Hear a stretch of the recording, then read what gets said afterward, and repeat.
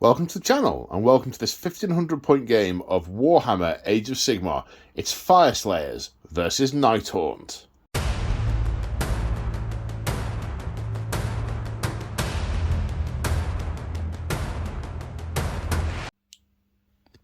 Today on the channel we are in the realm of Shyish, and this is the first part in a 3-part mini-campaign that I'm filming with James March from March of War. Say hi, James March from March of War. Hi, James March from March of War. How are we doing? Well, thank you. Yourself? I'm good, mate. I'm good. Ready for action. Yes, it's been a while since we've had you down. It has been. It seems like ages. Because we've been filming the Siege of Excelsius for a very long time, which is, by the time this goes out, we'll be halfway through. And you very inconsiderately don't play any of the armies involved, so... No, because I don't. No, you played one. You played the Sylvaneth at the start, but yeah, that's all I've got. I've got lots of other ones. But not none of those. Yeah. Well, today on the channel, so you've come down and we are playing a mini campaign from... Oh, camera goes a bit wobbly. From White Dwarf 478. So as soon as this came out, this was at the time that you were painting my Fyreslayers army for me. Yes. And beautiful they are, sir. Absolutely beautiful. We'll be seeing those in a minute. There's a campaign in here, 3-part campaign. Nighthaunt versus Fyreslayers, the fate of the Forge Fires. And so we are playing our way through this campaign. So the story so far. So we have a bit of narrative background to go into before we jump into how the game is going to play proper. So the Fyreslayers had a number of very solid lodges in the realm of Shyish, and they sold their skills to both the living and the dead alike. Almost impenetrable, these forges, so well defended. However, when Nagash, Old Bones, performed his blasphemous ritual that created the necroquake that raised all the Nighthaunt from their slumber and their torment, the physical walls of the holds became no obstacle, and many of the magma holds were sacked by the forces of the Nighthaunt, and the surviving Duardin sent into exile. Now, we wind forward the clock, and Nagash is dealing with an invasion of greenskins, and in order to repel them, he needs an insertion, a boost of additional necromantic power. He's weakened after being sent packing by Teclis when he tried to invade the realm of Haish, and he is very much licking his wounds. In order to repel this greenskin invasion, he needs necromantic power.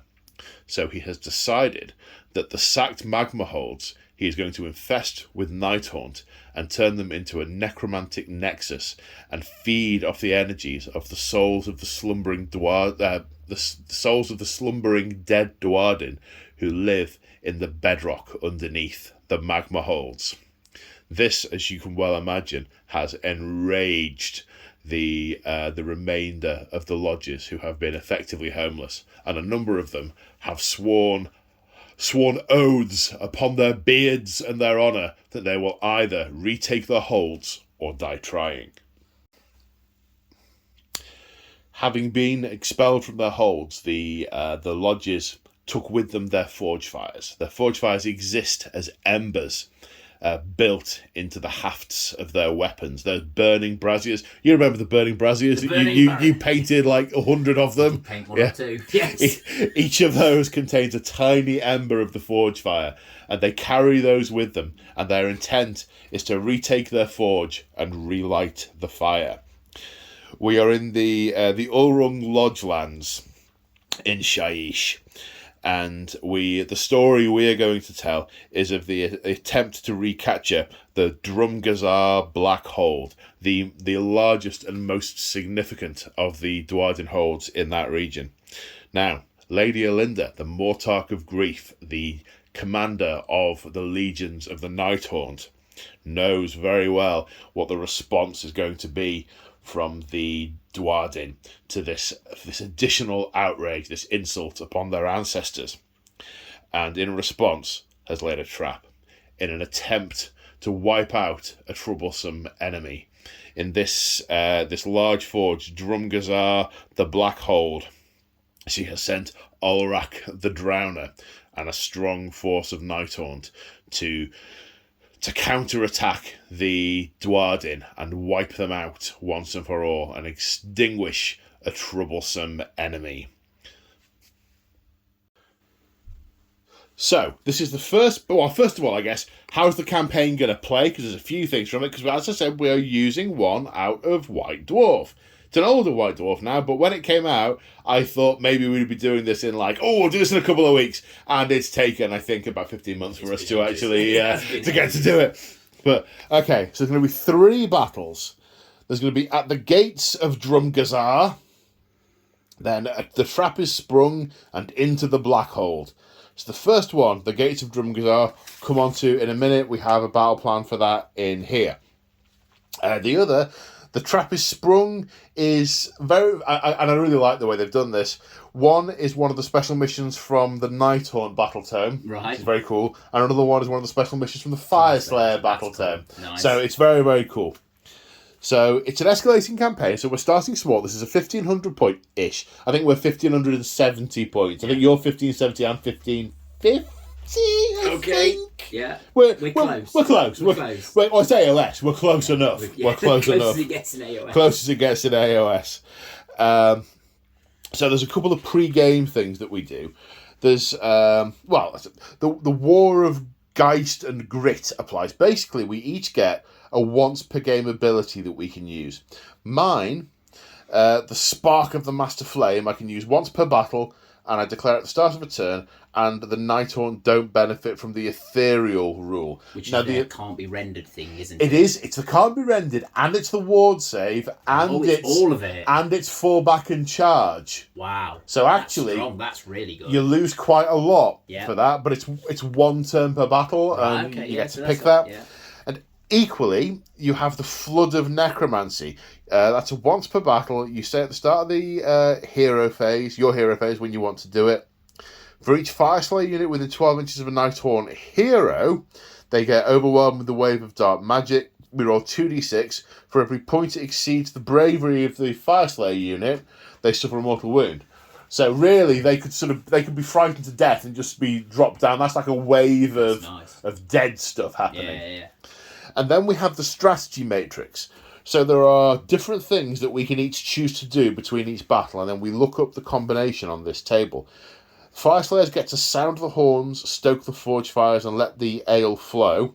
The Nighthaunt get to unleash banshee screams into the night, draw upon the souls of the dead, and harness death magic. So before each game, we're going to each be secretly deciding which one we're going for. Then we'll compare and reveal, and some of them are bonuses to one side or debuffs to them. One way or another, it'll give one of us a little edge in each of the games. Now, in terms of today's battle plan, this is Take and Hold. So this is the deployment map. We've got these 3 mausolea on the table representing the objectives. Really nice to have a physical model rather than a token on the objective. Definitely. There's a reason for them to be trying to take those. Yeah, exactly. They are important points on the battlefield. So we have over here the entrance to the Dwarven Hold. We are outside the hold at the moment. This is the initial... I'll read it. At the gates of Drumgazar, the would-be saviours of the Magma Hold and their Nighthaunt foes meet in battle for the first time. The Fyreslayers were determined to secure a safe passage deeper into the hold, while the forces of death sought to drain and destroy them every step of the way. Ha! So there's 3 objectives. At the end of each of our turns, the end of a player turn, you get a point for controlling each objective, so long as there are no enemy units in your territory. So if the Nighthaunt haven't got... So the Fyreslayers are going to be over here. The Nighthaunt's going to be there because they're already in the hold. If the Fyreslayers have got in, then you can't score the objectives. Yeah. And if you've got behind me to cut off the rest of my army, I can't score the objectives. Nice. So they are the criteria, and it's all to do with how many more points we have than the opponent. If one of us has 3 more points than the other, it's a major victory. 1 or 2 is a minor victory. Any other result is a draw. So it's most points wins, but yeah. But more points to win properly. Absolutely.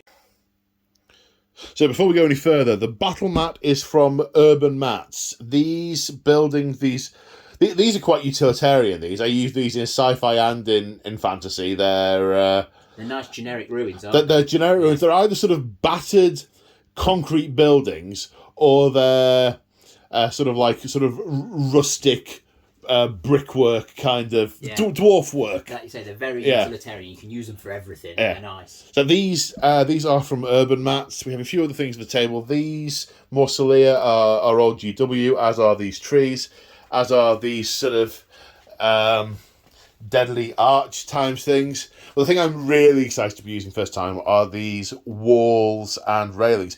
Now, these are March of War. They are mine. So they're available on the March of War website. I believe you also do commission painting of them if people want that. Yes, at the moment they're only available unpainted, but if people want them painted, give me a shout. I can always do sets and get them on. Awesome stuff. So I think that's the table and stuff. We've gone through the scenario. I think it's time to take a look at the armies. Do the armies. And here we have the Fyreslayer army. It is 1,560 points. And as mentioned before we get into the rules, as mentioned, beautifully painted by March of War Painting Studios. These you commission painted these for me, and they are just absolutely gorgeous. Thank you, dude. I was really pleased with them. They do look really pretty, don't they? Yeah. Yeah, and I like the way you pulled out the hair on the characters, the heroes, making them all different, and and they are gorgeous. They're March of War scenic bases on them as well, aren't they? Oh, yes. Yeah, these ones aren't actually fully available yet because they were frantically done because we wanted something that would suit them. And so we've got just enough sizes to cover a Fyreslayer army at the moment. but more to follow in that range shortly. But you also did other cool stuff like magnetising stuff as well. So like the heroes can be swapped onto the different Magmadroths. Yeah. Which I think is epic. Cheers, man. Yeah, they're just so pretty. I've had them for a little while, and I haven't had many games with them yet. We're just starting to get into it. I'm so looking forward to it. Yeah, man. Okay, speaking of which, so Fyreslayers. Right, well, so I guess the theme of the army, first of all, is this isn't led by the Forge Father. You might expect them to be sort of leading from the front, etc., and they often are, but one of the things with Fyreslayers is the Forge Father and their Rune Sons. Their Rune Sons are basically their offspring, their adult offspring, and when a Forge Father dies, their will, if you like, their Rune Sons, one will be made Forge Father in their stead. Others may be given leave to found their own forge and become Rune Fathers elsewhere. And there are all sorts of different things that can happen to a Rune Son or not in their father's will. So they are always desperate to impress, always keen to show off their prowess and so on and so forth. And this Auric Rune Son has asked for the honour of leading the first assault on the magma hold, being first through the breach, as it were, to try and secure the route in, and he has been granted the honour by the Rune Father. He's young, he's impetuous. His Magmadroth is young. The brighter they are, the younger the Magmadroths are. He's young. They're both impetuous and both keen for glory. Let's see if they cover themselves in it. So we also have another Rune Son on foot accompanying his brother. His brother has higher status because he has a Magmadroth, but nonetheless, this one's keen for glory. Rune Smiter, who are the priests, and a Doom Seeker.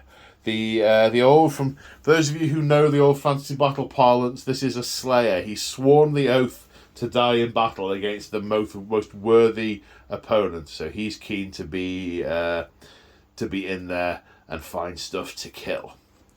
So I've done all this in a bit of a weird order. So first off, generic Fyreslayer type rules. So the big rule they have is the Gold runes. They have runes of the reason why Fyreslayers are mercenaries and always work for gold. A bit of narrative is that when Grimnir, their god, fought Volcatrix, the lizard god, or the salamander god, they both died, and the metal of Grimnir and the fire of Volcatrix were mixed together and scattered across the mortal realms. And this is gold. It effectively is some gold effectively contains the essence of their god, and they are trying to gather it all together to be able to return Grimnir, to get all his essence into one place. But in the meantime, they take the gold, forge it into runes, and hammer it into themselves to give them a bit of oomph. And that manifests as the gold runes rule. Effectively, there are like a handful of special rules. You pick one at the start of each hero phase.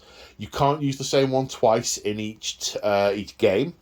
And you roll the dice, and on a 1 to 5 you get the standard effect, and on a 6 you get the enhanced effect, which is like an Uber version. I'll go through the rules for those ones as and when I use them, rather than going through them all now. That's their main thing. There's a couple of others. There's a special command ability called Fierce Counterattack. There's lots of words with it, but short version, if they get charged, you can play it on a Berserker unit, and they get strikes first effect. There's also the Blaze of Fury, which is a heroic action which one of the heroes can use to give them the enhanced effect of whichever Urgold rune is in effect. So basically you can bump up that to the next level. The Lodge rules that we're using are Vostarg, Volkite Berserker units, which are the battle line units, get +1 to hit and to wound if they charged that term. So that's army-wide stuff. Units. So we've got 4 units of Volkite Berserkers, each minimum size unit of 10. Each one has got a Hornblower. We've got 2 units that have got a pair of Fire Steel Axes, and 2 units that have got a Fire Steel Axe and a Fling Shield. They throw those shields in as they charge, and you roll a dice for each one, and they can do mortal wounds. They're sort of like they're like boomerang shields. Nice. That they just hurl them in, and then when they get there, they kind of pick them up, pull off them the floor. out your body and pull them back on as a shield. Exactly. That's exactly what happens. Then we have obviously the Rune Sun on the Magmadroth. We have the Doom Seeker as mentioned. Then we have the Rune Sun with a unit of Hearthguard Berserkers. 5 Hearthguard Berserkers there, sort of his retinue. And the Rune Smiter, the Rune Smiter is the priest. And he has a retinue that I can't remember the name of. They've got fire pikes that I've got fire pikes stuck in my head. I can't think what their units are called, but their weapons are definitely fire pikes. Yeah, they. Do you know what? They might not even be called fire pikes. Hang on, this requires a book. So they're Auric Hearthguard with magma pikes. So close, but yet so far. Yeah. So they basically spit molten rock at the enemy, which solidifies and reduces their movement. Not quite sure how they cling to ghosts, but we'll glossing over that for the time being. So there they are, and then we have this beastie, Molten Infernoff. It's an invocation, so it can be summoned by the priest that then sort of rampages and does mortal wounds and stuff, but we'll cover that if he manages to summon it.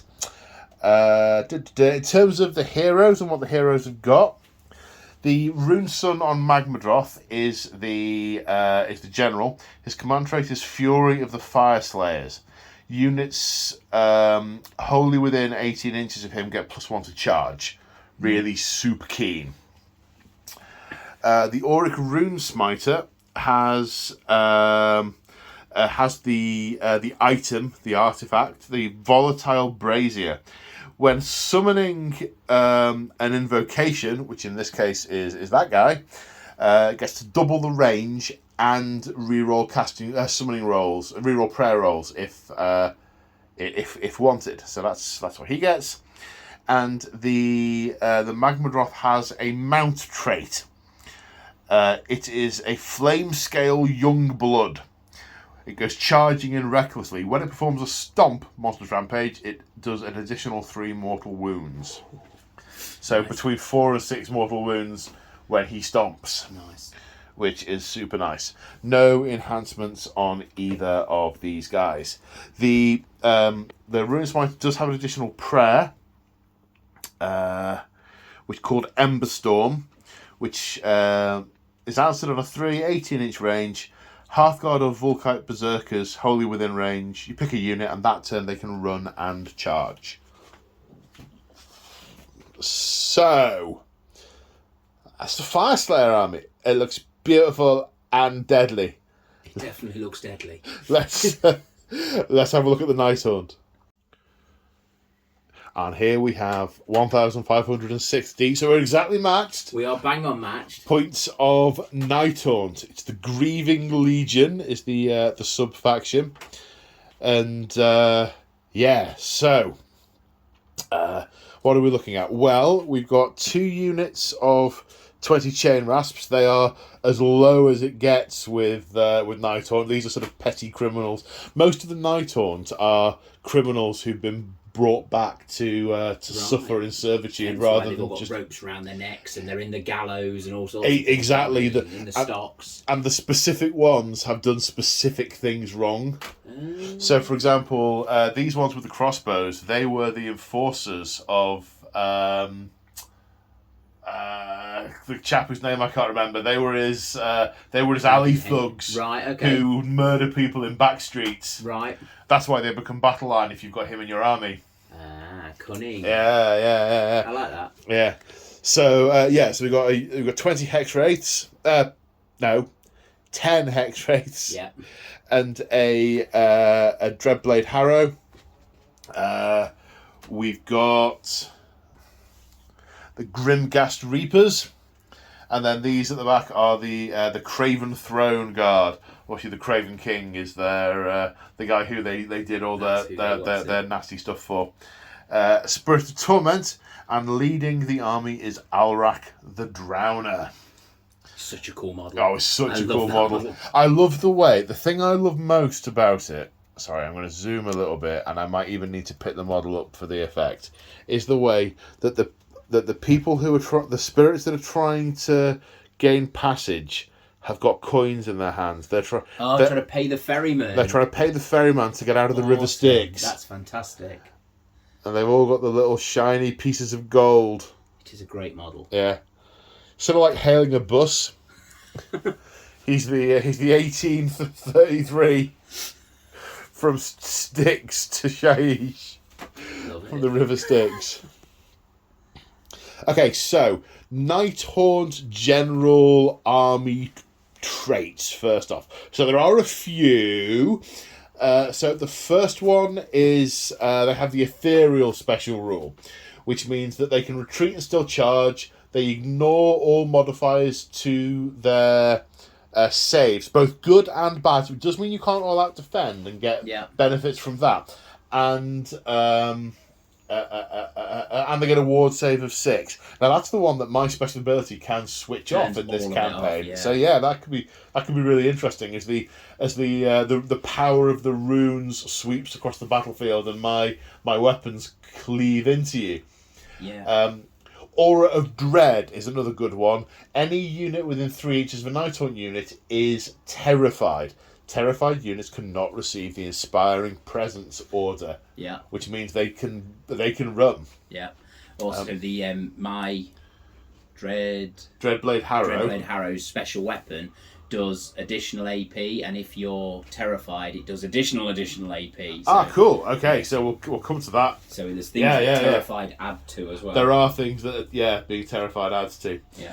There's a command ability you can use called Discorporate, which when you use it, your ward goes up to a 5+. You play it on a unit when you get picked as a target.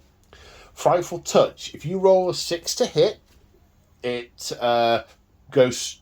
It auto wounds. Auto wounds. Doesn't bypass my save, but it auto wounds.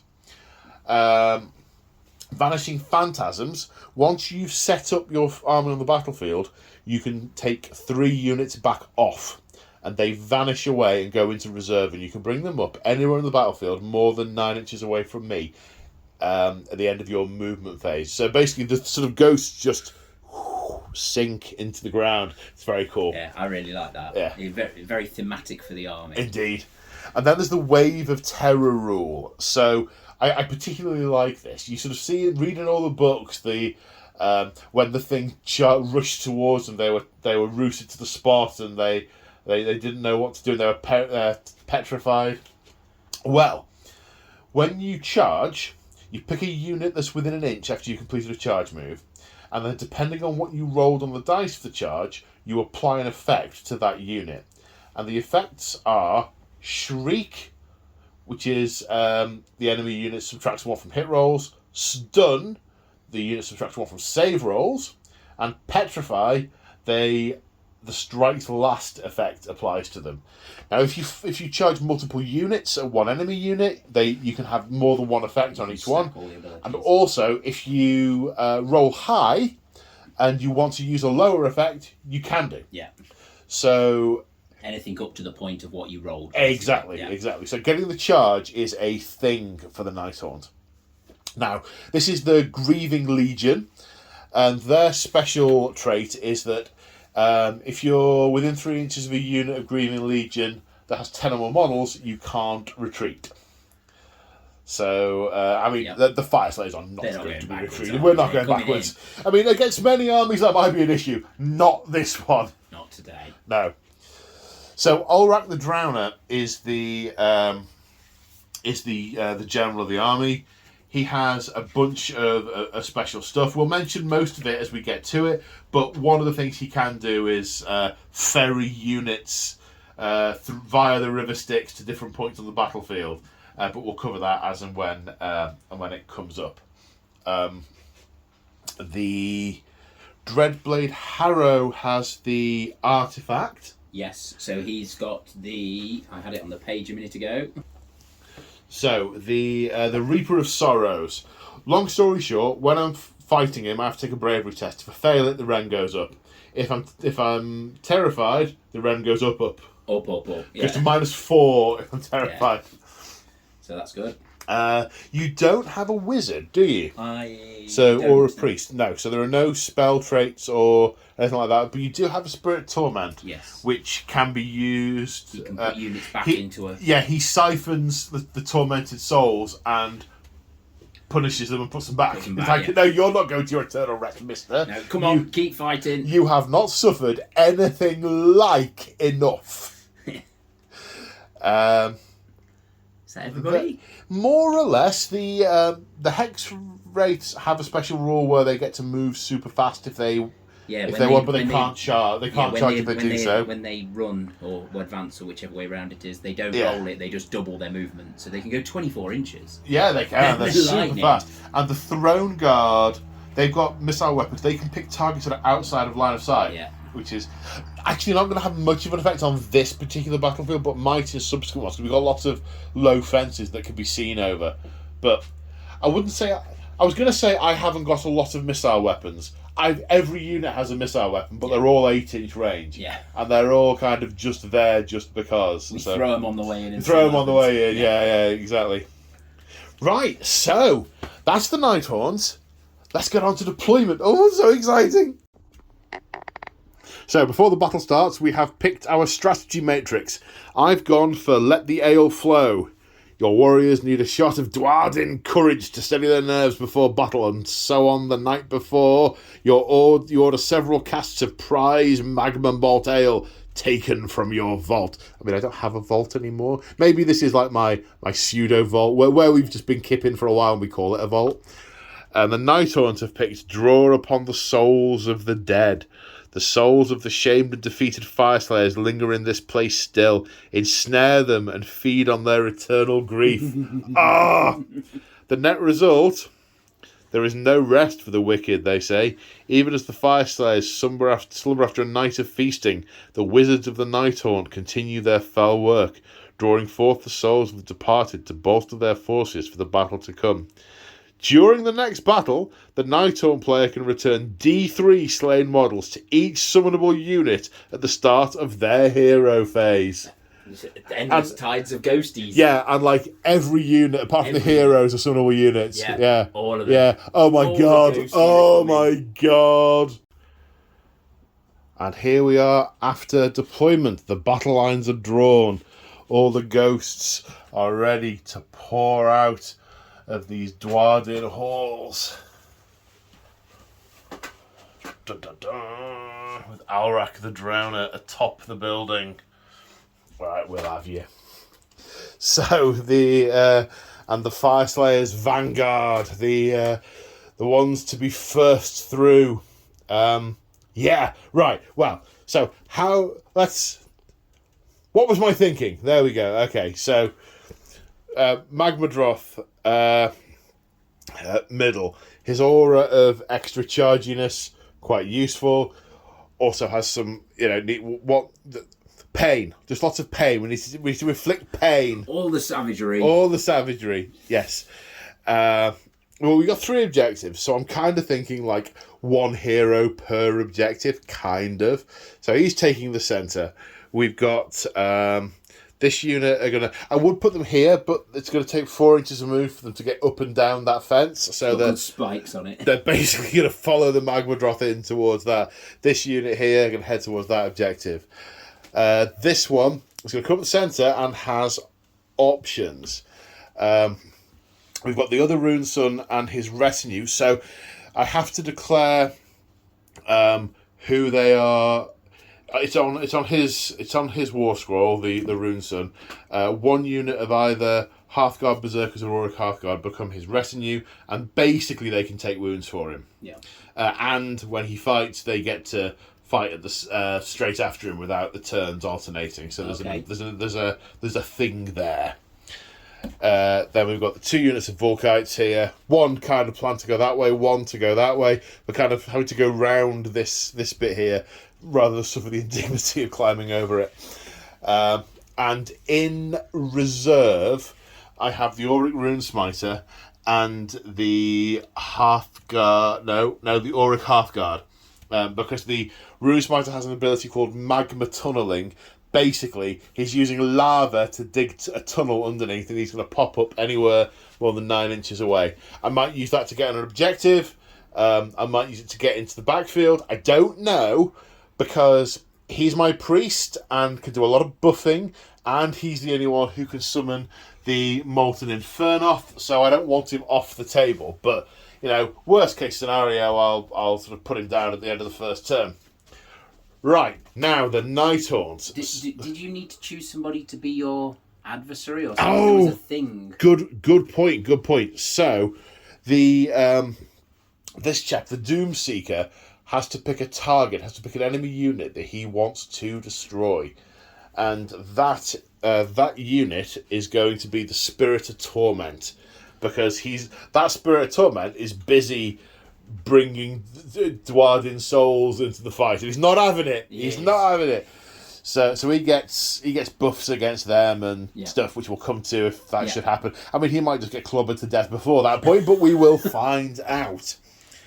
And sort of he's over here kind of, not to buff them, but kind of big charge. There's not a lot of space after the Magmadroth, so it's like big charge here, little bit there, little bit there. Right. Nighthaunt, what was your thinking? So what's where and what were you thinking? What were we thinking? We're holding the ruins and rushing out. Other than that was about your lot. So we've got the chain. Find a space, put a unit down. Put them down, coming that way. I don't have to worry. I can fly, so I can go over, under, up, down. So that made that easier because there was where you're going. The image I've got limited gaps floating out. Yeah, exactly. Well, we knew that when we set the table. Exactly. So it made sense. It works. Yeah. So we've got the chain rasps and the chain rasps on both sides, ready to push up towards the objective. Yep. Then we've got the Throne Guard. Yes, Craven. The Craven Guard. Craven Guard. The Craven Guard. The car's there. Craven Throne Guard. We were half right. Throne Guard. They're all right. Throne Yes. Guard, Craven. Craven Throne Guard. Yes, you've got it. All right. And then the other rasps that way. The not chain rasps. The Grimghasts. The Grimghasts. Grimghasts. So for those of you who haven't worked it out yet, this isn't James's army he's No. using. He's playing one of mine. Be fine. Ghosts go that way. We've got the Hex Rakes in the middle. And with the Sorrow Harrow. Oh, the Dreadblade Harrow is right at the front. I was trying to look for him at the back. I was like, where is he? Yep. He's there at the front. Yep. And that's everybody. And that's it. The guy you've got the grudge against underneath there. Spirit Torment. Yeah. Okay. So now we get. So I've declared the retinue. Yep. I've declared who he's trying to kill. Yep. They're the pre-game things I need to do here. Before we do capture objectives, which is before we know who's going first, you get to do the phantasmal advance. So up to three of your units could disappear and go into reserve. Now that you've seen where my army is, effectively. Yes. I think I'm going to. I'm trying to. I mean, you're thinking time. I can turn the camera off so you can think. No, I'm good. I'm trying to refrain from using the word. I'm going to suck these guys off the table, and I'm debating sucking a second lot of guys off the table. But I think we'll just take the one lot off, and I think it's going to be those ones. Actually, do you hear that? Do you hear that? That's all the people switching off. No. So those chain rasps are going to disappear. Chain rasps are going to disappear. They're disappearing down into the ground. Yep. And James has also decided to suck the Craven Throne Guard off the table. Yep, they've gone as well. Because they've only got a 12-inch range.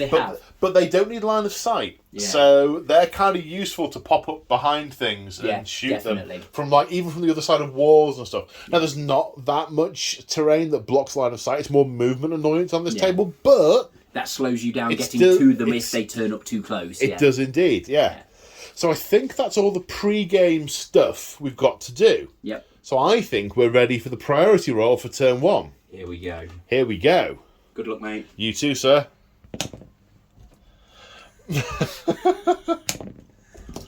There we go. Your choice. Are you going first or are you going second? I'm going to let you go first. Okay. Fyreslayers, turn 1. Okay, so we're at the end of the hero phase. A little bit more admin. We may have mentioned earlier that the mysterious terrain rules are in effect. What we've decided is these sort of creepy arcane ruins are mysterious terrain. Now, there are 4 pieces of it on the battlefield, some bigger than others. We've rolled the dice on the table and got damned. Yep. So if you're within an inch of it, in your hero phase, you can pick a unit to damn themselves, and they take D3 mortal wounds, but get +1 to hit for all attacks until your next hero phase. Yep. So that is that. That's quite, and it can that we were saying that could be potentially really strong. I like that. Yeah, it could be quite good, and it kind of fits with the narrative as well. Exactly. Yeah, totally. Yeah. I went for heroic leadership for the Rune Sun and failed, and Alrak went for heroic leadership and passed. So he has an extra command point. Yep. So movement. Okay, quickest turn ever. So nothing's in range of anything. Everything's run. Actually, the Magmadroth has technically only walked. Yep. But everything else has run. I say run. I rolled 3 1s to run. So this unit technically are in range of that objective. Well, they are in range of that objective, but they're not very close to it, so I will get a point for that this turn. This unit also rolled a 1, so I have not followed the Magmadroth up very much.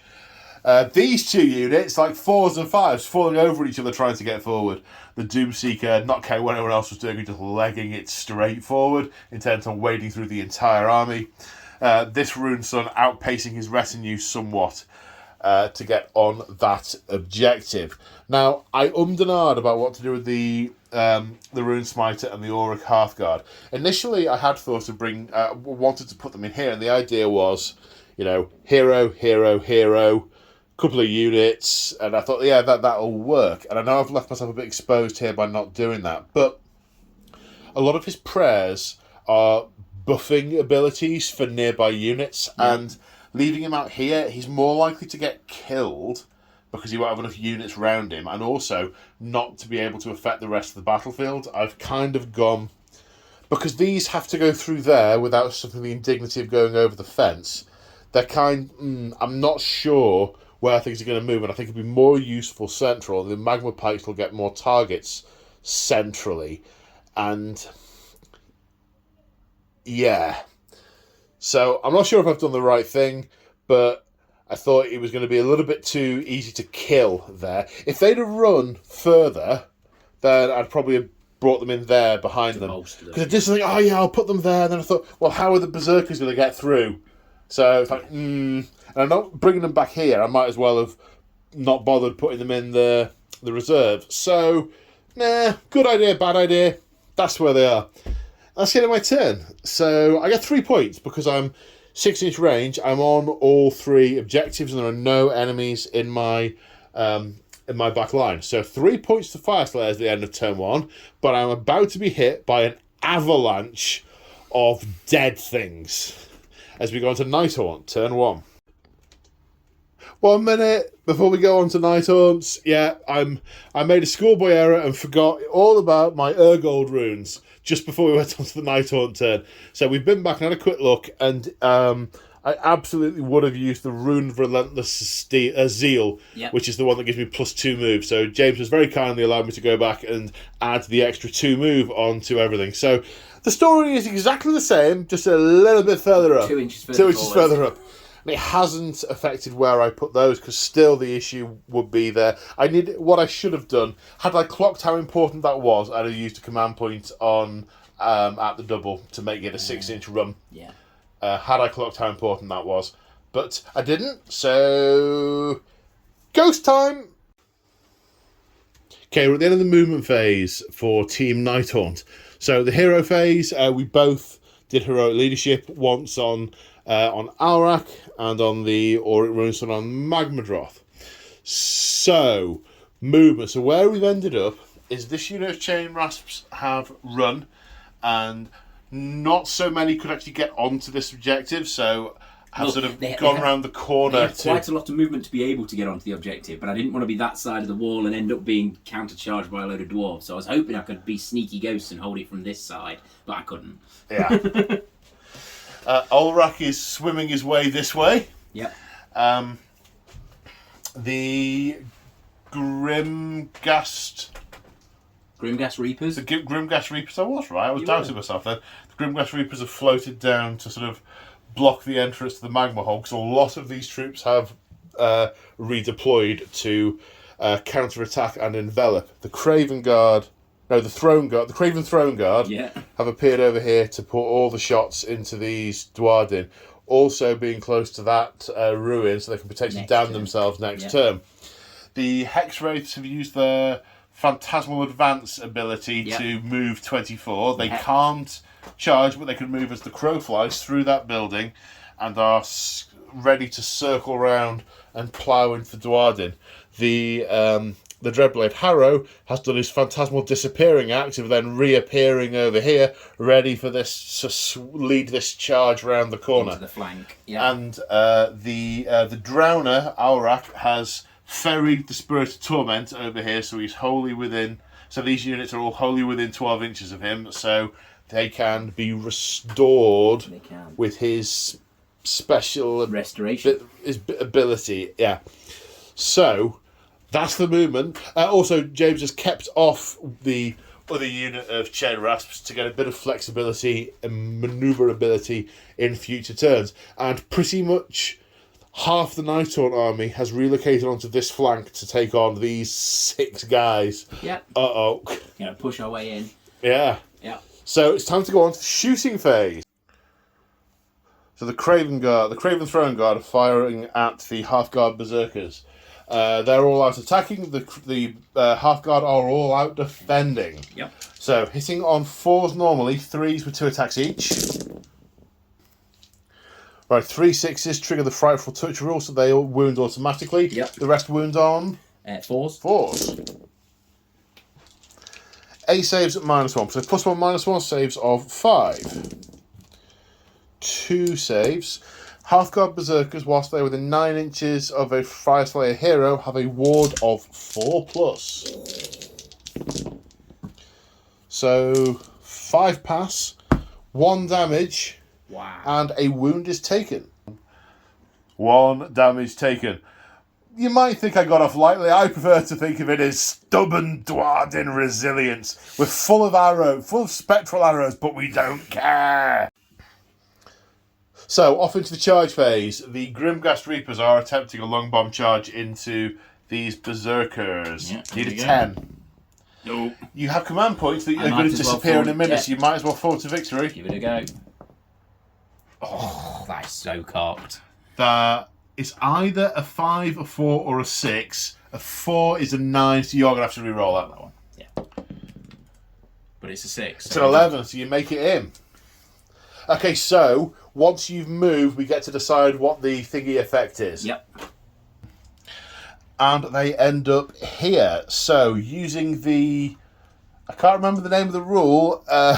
These guys have been... Wave of Terror. Wave of Terror. As they fly in, shrieking like the damned souls they are. This unit is now stunned, so they have -1 to save. These guys have got 1 rend normally, so they are effectively rend 2. Although I'm just thinking whether I should use counter-attack, because I've been charged. Yeah. So I could do a pile in and gain the fight first ability. Ooh. So actually, we said there was no point in choosing fights first for that. The -1 so there might be. Hang on, we need to conflab. Okay, so we've had some back and forth and discussion, and I've decided that because you can only do fierce counterattack once per battle on each unit, I am not going to do it on this unit because I'll have a very small frontage.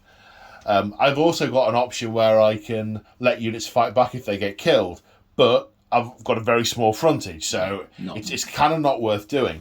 So I've decided not to do that, so we don't have to check the rules about how the two rules interact. Yeah. So first off, there are going to be 4 of the Grimghasts going into the Doomseeker, and then the other 6, which include the Death Knell, into the Volkites. So two attacks each going into the Doomseeker. You're all out attacking, aren't you? I am drop dice. So you're going to hit on 3s. Oh dear. 2 hits. Wow. That's not great. That's not great. Wounding on? I think 4s. 4s? 3s. 3s. Okay, 1 wound. Rend? It's -1 that becomes -2. No, it doesn't. It doesn't, because it's the Volkite Berserkers who are stunned. Who was stunned, not him. Yeah. That's why it's one unit within an inch. That's the thing. Not all units, yes. Yeah. Okay, so he'll save on a 5+. I hate to tell you this, but because he's like a Gotrek style Doomseeker, if he gets wounded, he gets harder. He gets better. Yeah. You want it to be either fine or dead, and nothing in between. We haven't got that. So save for 5. Oh no. Oh no. Oh no, he took a wound. Does he not have a stupid ward save because he's here? No, he doesn't. That's just the Berserkers. But his damage has just increased on all his attacks. No. Yeah. Okay. Okay, now we have 5 slash-asides into the Volkite Berserkers. Slash-asides, when the target unit has 5 or more models, they gain an additional attack. So it's 3 attacks each. Hitting on 4s, but 3s because of all that attack. Yep. It's called Reaped Like Corn. Oh, nice. And those 6s also wound. And then 3s to wound. 3s to wound. That's more like it. So that's a total of 5, 10 wounds. Yep. Not sure if I narrated it, possibly didn't, but I declared all out defend with the units. So my Volkite shield, my shields give me save of 4+. Yep. Up to 3 with the all out defend, back down to 5 because of the rend and the stun. Yep. So saves of 5+. I make 4 of them, which is good. 2, 4, 6.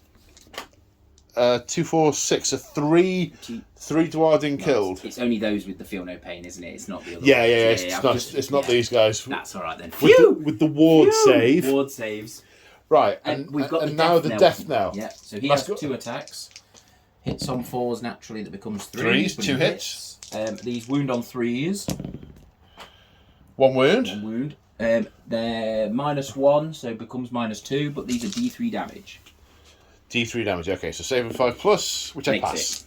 It. Okay, so 3 Dwarven killed. Right, so I'm going to activate the Doom Seeker. We just discussed that you can't discorporate because they've already received an order. Yep. Which you would have liked to have done, but so would I in your place, yes, but you can't. Exactly. You have to choose between attack and defence. Yeah. The Doom Seeker, blow it. I'm going to all-out attack with him because it was them who all-out defended, and it's very in character for a Doom Seeker. Yep. So he's got 2 weapons. The Doom Seeker axe hits on 3s natively, so we'll now hit on 2s. That's 3 hits. Wounding on 3s. The rend is 1, but is irrelevant. So 2 saves of 4+, I believe, for those guys. 1 pass, 1 fail. 2 damage now because he's wounded. So 2 6 up. 2 6 up wards. Next one. 1 pass, 1 fail. And now my Runic War Iron. Also 3s becomes 2s. So that's 3 hits. So 3s to wound. No rend, but rend's irrelevant. 3 saves of 4+. Fail 2. It's also now damage 2. If you hurt me more, it'll go up to damage 3. Excellent. So that's 4 wounds. Four For ward saves, indeed. No. So he's just wiped half the unit. he has wiped half the unit, yeah. Wow. That's the thing. You remember me saying about your Nighthaunt, you need to be able to put models back in the unit? Yeah. That might be a problem now. You need to be able to put models back in the unit. You really do. Right, now... Oh, now there's enough space for the Berserkers to pile in. Everybody in the path. Oh dear. After piling in, 5 are in range with the Fire Steel hand axes. The champion gets an extra 1. Hitting on 3s. Wounding on 3s. Fire Steel. Okay, 3 saves of 4+. And passed. All passed. Okay, so... all my units are 4, or your units are 4, so we must be on to the... It's not morale. Is it morale? Battle Shock, yeah. Battle Shock. We're on to Battle Shock. So the Vulkite Berserkers lost 3. 9 is the total, so 2 more run away. Oh dear. I would have done Inspiring Presence on them, but I can't because they're terrified. Yes. So 2 more run off. Their leadership is probably 10. It is 10. So roll the d6, don't get a 6. You got a 6. Of course I did. One of them faded away. Excellent. So that's the end of the turn. The Nighthaunt are not on any of the objectives, so do not get any points. It's 3-0 to the Fyreslayers at the end of battle round 1. Now it's about the priority roll for battle round 2. See who gets to go first. Good luck, sir. 6. Right, I need to think. Okay, so I'm taking the first turn. No, hang on. I still need to decide my Urgold rune. Nearly forgot. Yeah. So, Rune of Fiery Determination I'm going for. Yep. I roll a dice on a 1 to 5. I get the standard effect. On a 6, it's the enhanced effect. That's a 1. So I'm going to get a 6-up ward for this battle round. What was the advanced one? 5-up ward. Excellent. And command point...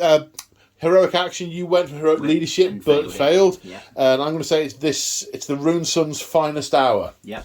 So I mean, he's going to be going that way. I mean, the tactical man in me wants these guys to go that way, but they're going to follow the Rune Sun. So, you know, Charge! Yeah. I mean, the gate's over here, lads. Yeah. Why would you do anything else? Maybe these guys can come over there and nah, I don't think that far ahead. Okay, so, yes, stuff, things. Yes, invocations. So, the Auric Runesmite is going to attempt to summon the Molten Infernoth. Now, the prayer is answered on a 4, which that isn't, but I am an Ashbeard, so I can re-roll this. That is still not a Molten Infernoth. Phew! And James is a sigh of relief, because Ashbeard also doubles the length, so I can put it anywhere within 24 inches. Yep. Yeah. Yeah, right over here. That's frustrating. Right then, on to movement. So, I've done my movement, and frustration. So, the Auric Runeson being over here, not close enough to get to the Craven Guard, the Throne Guard. I could have sent the half guard over here. The Auric, the half guard berserkers over here, but then it'd have just redeployed backwards. So the choices are not easy, and the Runeson was definitely going that way. There's no way his retinue wasn't going with him, so they are going that way as well. It's a couple of long charges. These have run to get to there. These have had to stay put because they're in combat within 3 inches. Same with him, and I'm not sure I can actually find a way through to actually get him into the fight, which is interesting. Get out of the way, you wazzock! I can just hear it. The Rune Smiter has run over here because I think I might need to Magmadroth to Molten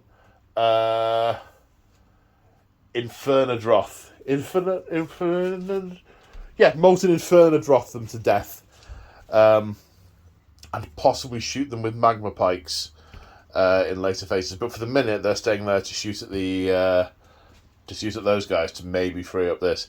These guys have run to be on that objective. The Magmadroth, the really sort of Magmadroth, has gone this way to take out that unit of chain rasps, and these have run an inch again up to here onto that objective. They really are not that keen. I can see why the Forge Father put them in this death or glory charge. He definitely had death in mind for them. Definitely death in mind. Definitely death, yeah. So there is a bit of shooting. So there's some magma pikes. There's some fire steel axes for the units that haven't run. And he's got a javelin to throw. So we're going to start with magma pikes into those ghosties. Can I do my defend job? You can do your discorporate. Yeah, gives you a 5+ ward. Yep, I will do that, please. Yep, okie doke. So your ward goes to 5+. Magma Pack's going to hit on 4s. Any 6s? Yes. Your movement characteristic is reduced by 1 for the next turn as the molten rock solidifies around your legs. Yeah. Okay, so 2, 6. Wounding on 3s.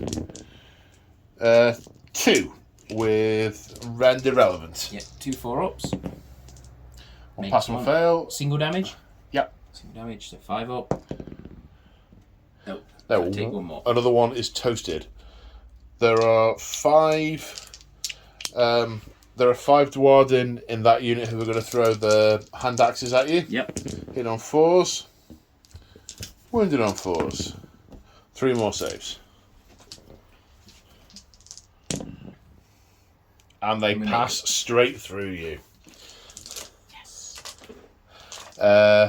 He's got a hand axe. No. How are they alive? Well, they're not. That's the problem, really.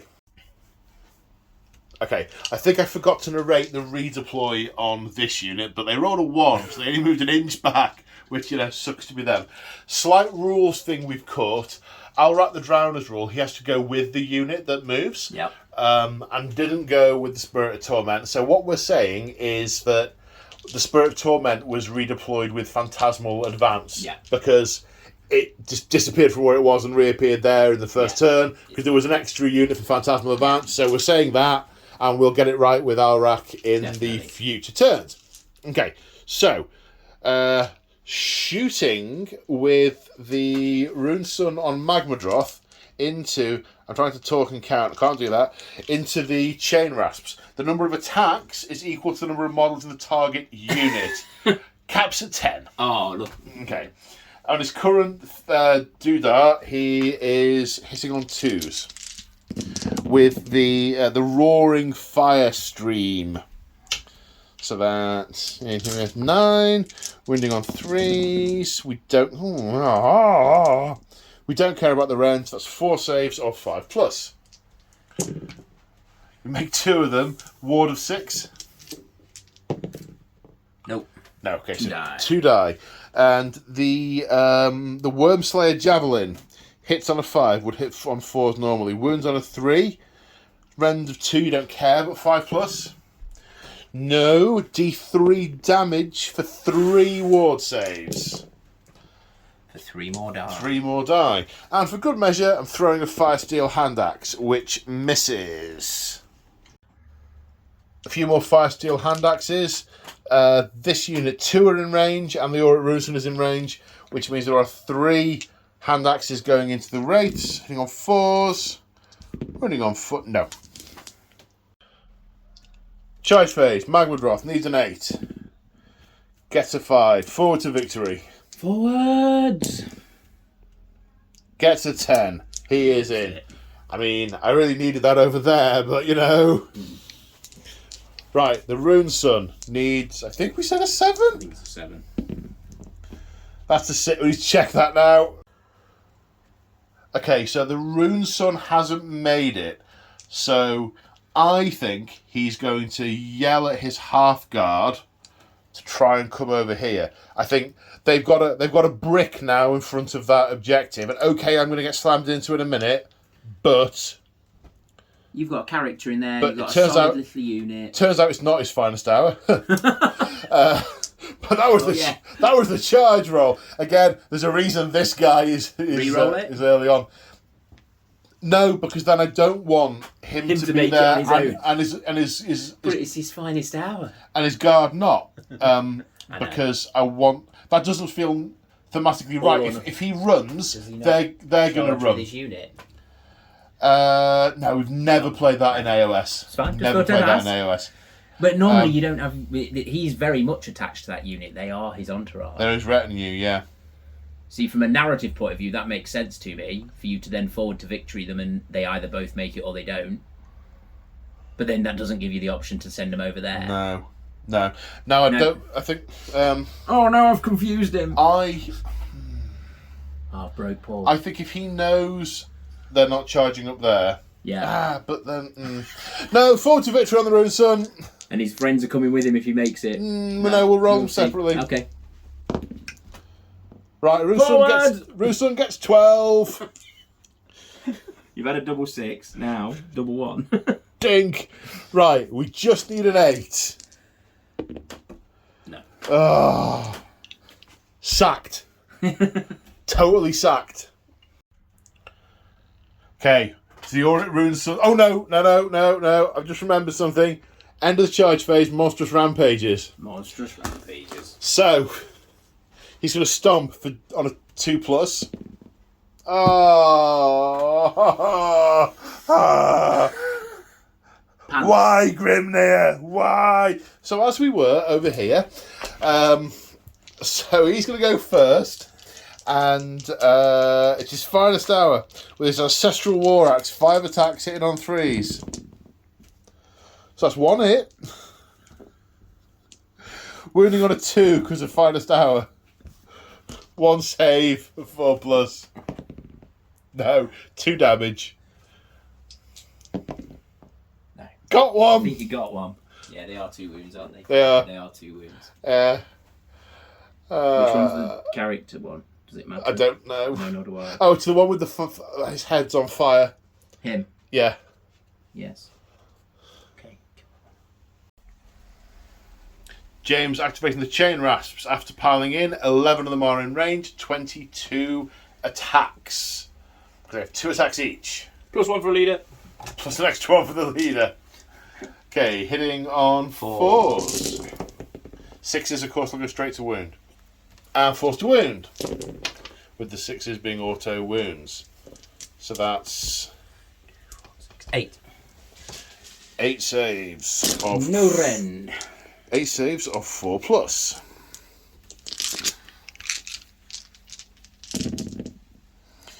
One, 2, 3 go through. So 3 wounds taken. However, the Magmadroth has volcanic blood, and on 4+, you take 2 mortal wounds. So on 6s, we ignore them. Ignores 1. Oh, hang on. Hmm? Hang on, did I do my ward saves? No. No. So you got 3 ward saves to do first. which I failed. No, which that's which cool. makes the maths we're easier. now back to one guy Back. who dies. Yeah. Yep. And Yep. and I've taken 3 damage. Okay, and the Volkite Berserkers, 6 attacks. Hitting on 3s. Wounding on 3s. 3 saves of 4+. 4 saves even. No, none of them. All of them. Okay, ward save. A couple of 6s. You get a couple of 6s. There is 1 left. The death knell is left. And I don't think I'll be able to reach the death knell with the... No, we'd about got it so you could get them in, but then just killed enough of them that you can't now get them in. Yeah. Okay. So, which unit are you picking next? I'm going to fight with the horsies. Okay.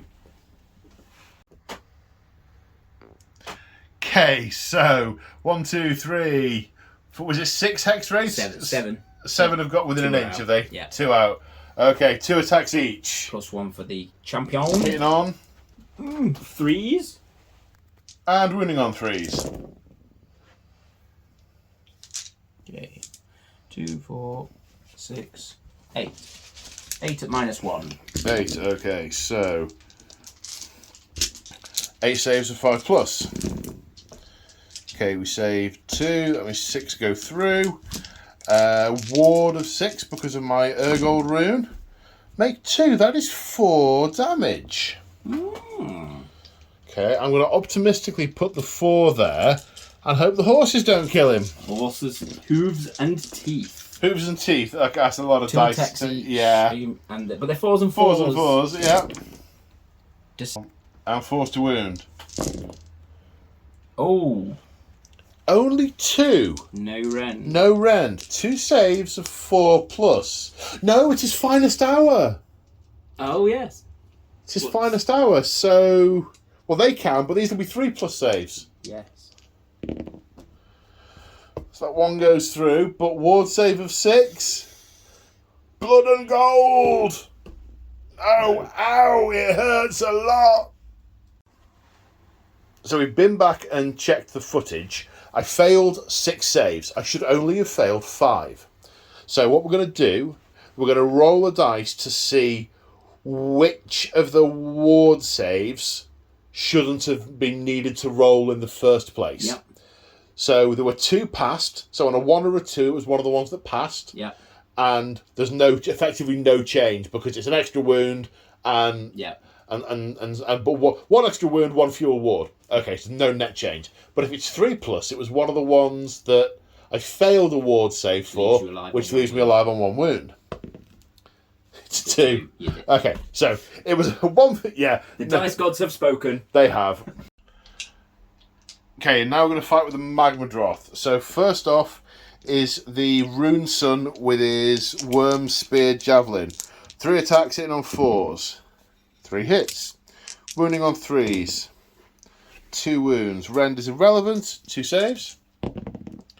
1 pass, 1 fail. D3 damage for 1. So ward save of 6. Nope. No, kills 1. Okay. Then we have the Blazing Maw. 3 attacks for the Magmadroth biting them. Hitting on 4s. 2. Wounding on 2s. Yes, Rend's irrelevant. Saves of 5+. No, D3 damage each for 5. 5 ward saves. 4 die. Well, 4 collapse. And then we have 6 attacks with claws and horns. Hitting on 3s. Wounding on 3s. 4. 4 saves. 2 pass, 2 fail, 2 damage each. 4 damage. 2 more. Giving those 2 more. Right, and we may as well do this now, because it is practically the end of the combat phase. Lashing Tail. For each unit within 3 inches, I roll a dice. If it's less than or equal to the number of models, it does D3 mortal wounds. It's less than or equal to D3 mortal wounds for 1. Save of a ward save. Nope. No. Another one now. So another 1. How many's left? About 5, 6? 2, 4, 6. 6. 14 killed in the turn. 2, 4, 6, 8, 9 this turn though. That's handy. Was it 9 Oh this no, because they were all this turn as well, yeah. Turn, aren't they? Wow. Yeah. So they can all go off the table, so that's loads. They can. Neither of us have got any command points left. There's not going to be any. I've got one, but... Do you? Yeah. Oh, it's hiding behind. I couldn't see it because of the. Oh. Oh Well. So they fought. Everyone's fought apart from the Doomseeker, who cannot get to the one remaining Grimghast Reaper. Yes, so it's me. The bell's not fought yet, has he? My guy with the whatever it's called. Did the you Death not? Knoll. No. Oh no, you didn't. No. Sorry. So the Death Knoll needs to go. 4s and 4s. That auto wounds. So it's -1 d3 damage. -1. Save for 5. No. D3 damage. For 2. For 2, you kill a Dwarden.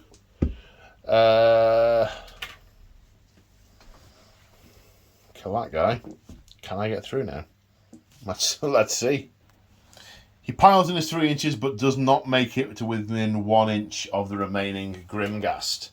So it's going to survive, and loads of them are going to come back next turn. Yes. But if you can't, what? There. No. You got to kill them all. Gotta kill them all. Got to kill them all. Gotta kill them all. Or something like that. Okay, bravery. Yes. So none of them died apart from the Rune Sun. I lost one guy there. We're fine. 14 were killed here. I think that's probably worth my final command point for Inspiring Presence. Inspiring Presence, not Finest Hour. Yeah. I think so. Inspiring Presence, so they stay. Yeah. Okay. Right then. So it's Nighthaunt, turn 2. Turn 2. So Nighthaunt hero phase. There's lots of planning and scheming and checking of cards and stuff. All right, the Drowner has gone for heroic leadership because he can use that to then use his ferryman. Is it called ferryman? It is called Passage Through the Underworld. Passage Through the Underworld ability to pick a unit up, any unit off the table that he can see, and then set himself up anywhere not within 9 inches, and then the other unit within X of within him. 12 of him, but still with outside. Exactly. Yeah. And I've gone for heroic leadership on the Rune Smiter to try and get some. Cause I think maybe over here is where the actions happen. Yeah, it could well be, and got that. Yes. There's no magic, anything like that. You haven't got. Oh, sorry, I entirely forgot to narrate. So you roll for your D3 back in each summonable unit. Yeah. Got the Hex Wraith back. Got 1 Grimghast Reaper back, and 2. Was it 1 or 2? One. Yeah. And 1 Chain Rasp back. Yeah. Okay. So now it's movement. So the end of the movement phase, using the Paths from the Underworld ability, Alrat the Drowner has come back here into my territory and has brought the unit of Chainghast Reapers from there, which I didn't manage to kill. Still alive! And they will because of the mission scenario, they will get better and better and better and better throughout the course of the game, unless I come back to kill them. The Chain Rasps have retreated from the Magma Drop because, common sense. The Throne Guard... Craven Throne... This guy's drunk. The Craven Throne Guard have floated through here to get better shoots on that unit. And even though James hadn't planned it, there's still 2 of them in my territory, which means that I've got a lot to clear out if I want to get any further points.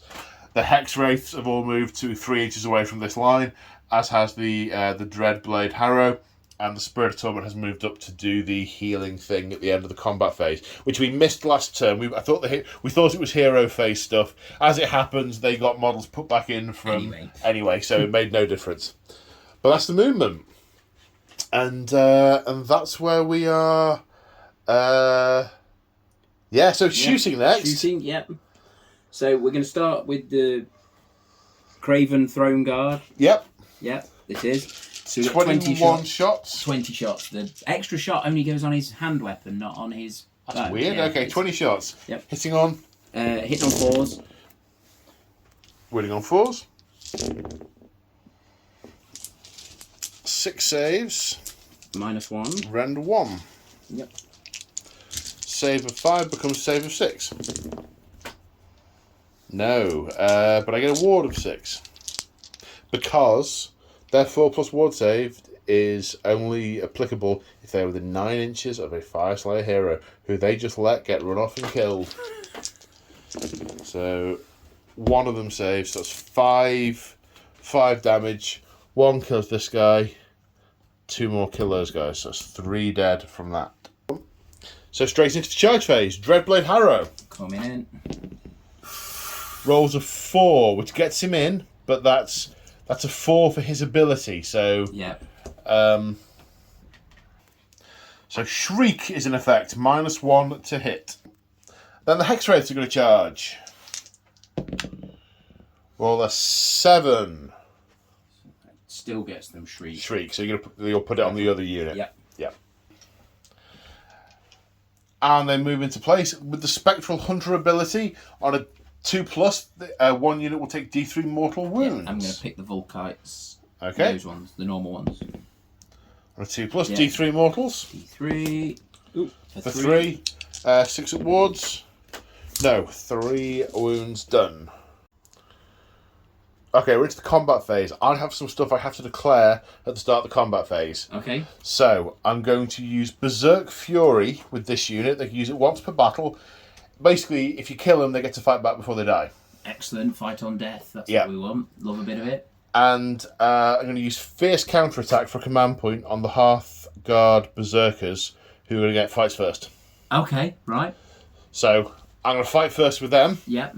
Because you didn't get my fight last off yep. on any of them. Definitely. So they're going to pile in and attack the Dreadblade Harrow. Yeah. See if you can chop him down. Okay, so I got Berserker Broadaxes, but I have been shrieked at, so I'm going to hit on 4s, not 3s. So there's one that's wounding on 3s. Yep, Ren's irrelevant. 2 4+ saves. Makes 1, takes 1. 2 damage. 2 damage. 2 6s. Nope. Takes 2 damage. Okay, so James declaring all out attack with the Hex Wraiths. After piling, there are 2 going into the Hearthguard Berserkers. Yep. Hitting on 2s. Hitting on 2s because of all out attack. Yeah. 4 hits. Wounding on 3s. Wounding on 3s. All wounds. 4 wounds. -1. Rend of 1. Okay, so saving on 6s. No, my ward of 6s. 2. So that kills 1. 1 left.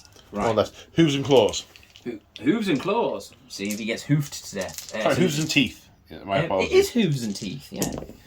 So 4s. 1 auto wound. And then another wound on a 4. Nope. Which doesn't wound. Save for 5. No ward. No. So a 1 wound left. 1 wound left. Well, 1 damage taken to that model. And 17 attacks into the Volkite Berserkers. Yes.